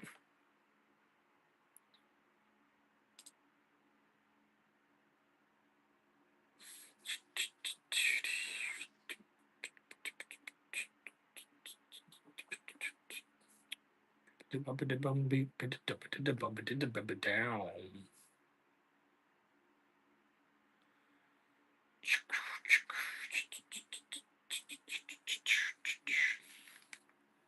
Thursday with Cortland Sutton had a big touchdown right before the half. We'll go all access in the winning locker room. That'll be Denver. And of course, look forward to talking with you and Troy, Joe. I bet you'd like to continue the conversation about this one. All right, so here we go, guys. The Broncos have the ball under 2 minutes remaining, and they should be able to run out the clock here, but we'll have to wait and see what happens. Thank you guys for hanging out here on the channel. Don't forget to hit that like button and subscribe to Tim Reynolds Show. Oh, and looks like victory formation here for Denver. So this should be the end of it here, ladies and gents. And only 3 total points given up by the Broncos defense. An impressive day for them. 11 penalties and only 9 first downs for the Cincinnati Bengals. And a tough game, especially for the Bengals offense. Yeah, Kevin, I like the used chances, especially with the way Carson Beck is playing. And I like the receiving core, the weapons they have on that offense. A lot of good wide receivers there for Miami.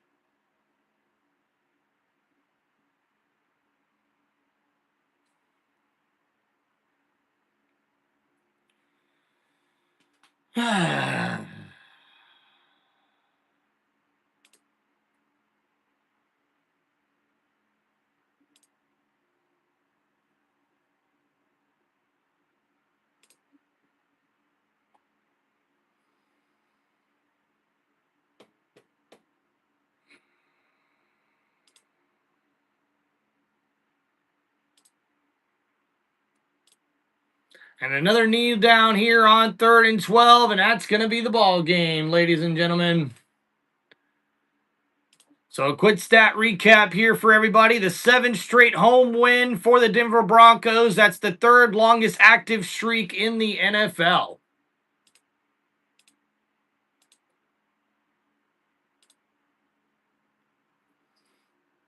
So here we go, guys. Our stat recap of the day is the Broncos get the victory 28-3 here in this one. Jake Browning finishes with 14 for 25 for 125 passing yards. A terrible day throwing the ball. And they also finished with only 53 rushing yards total, with Chase Brown leading with 10 carries for 40 yards in this ball game. T. Higgins finishes with 3 catches for 32 yards, and Chase Brown also finishes with 3 catches for 31 yards. Jamar Chase with 5 catches for 23 yards in this ball game for the Bengals, and no touchdowns scored. Bo Nix with 326 passing yards, 2 touchdowns, 1 interception. He also added 6 carries for 7 yards and a rushing touchdown. J.K. Dobbins finishes with 16 carries for 101 yards, and he becomes the first Denver Broncos running back in the last 38 games to get 100 rushing yards here in this one. So a really good performance there from J.K. Dobbins, and R.J. Harvey had a good day, 14 carries for 58 yards. He also added 4 catches for 40 yards and a touchdown here in this one. A very good performance there from the rookie running back. I believe that's probably his best performance of the year thus far. 186 total rushing yards in this one. Marvin Mims finishes with 1 carry for 16 yards and a touchdown, and 6 catches for 69 yards as well in this ball game. Cortland Sutton finishes with 5 catches for 81 yards and a touchdown, and we see Troy Franklin finishes with 4 catches for 55 yards in this ball game. And he's the guy who beat my fantasy team. Yep, because I had the Denver Broncos defense, and I needed them to have a good game in order for me to win. But unfortunately, Mr. Troy Franklin there had himself a pretty decent game. So even though my defense gives up 0 touchdowns, I lose. I'm 0-4 right now in my fantasy league. Not happy. Not happy about it. Got to get this turned around somehow, some way. I got to get a win. I got to get some wins. I got to get it competitive here, man. But, oh, this sucks. This sucks. This sucks. So, okay, guys, a good performance here for Denver. They got to clean up a few things here, especially trying to make sure that Bo Nix is a little bit more accurate throwing the ball. He gave up a lot of easy pass plays here in this one because of inaccurate throws. So Bo Nix has really got to work on that going forward. And hey, a lot to work on for the Cincinnati Bengals team as they continue to try to crawl back into a playoff spot here with Joe Burrow out for the next few months with that nasty turf toe injury. So thank you guys for hanging out here on this live play-by-play for Tim Reynolds shows here for the Week 4 NFL Monday Night Football matchup as we see the Denver Broncos get the victory at home 28-3 in this one over the Cincinnati Bengals. Thank you guys for hanging out here for this live play-by-play on Tim Reynolds Show. Make sure you guys hit that like button and subscribe to Tim Reynolds Show. We'll see you guys next time right here on one of the most electrifying sports entertainment channels on YouTube today. This is Tim Reynolds Show. Now let's go. Peace out, everybody. We'll see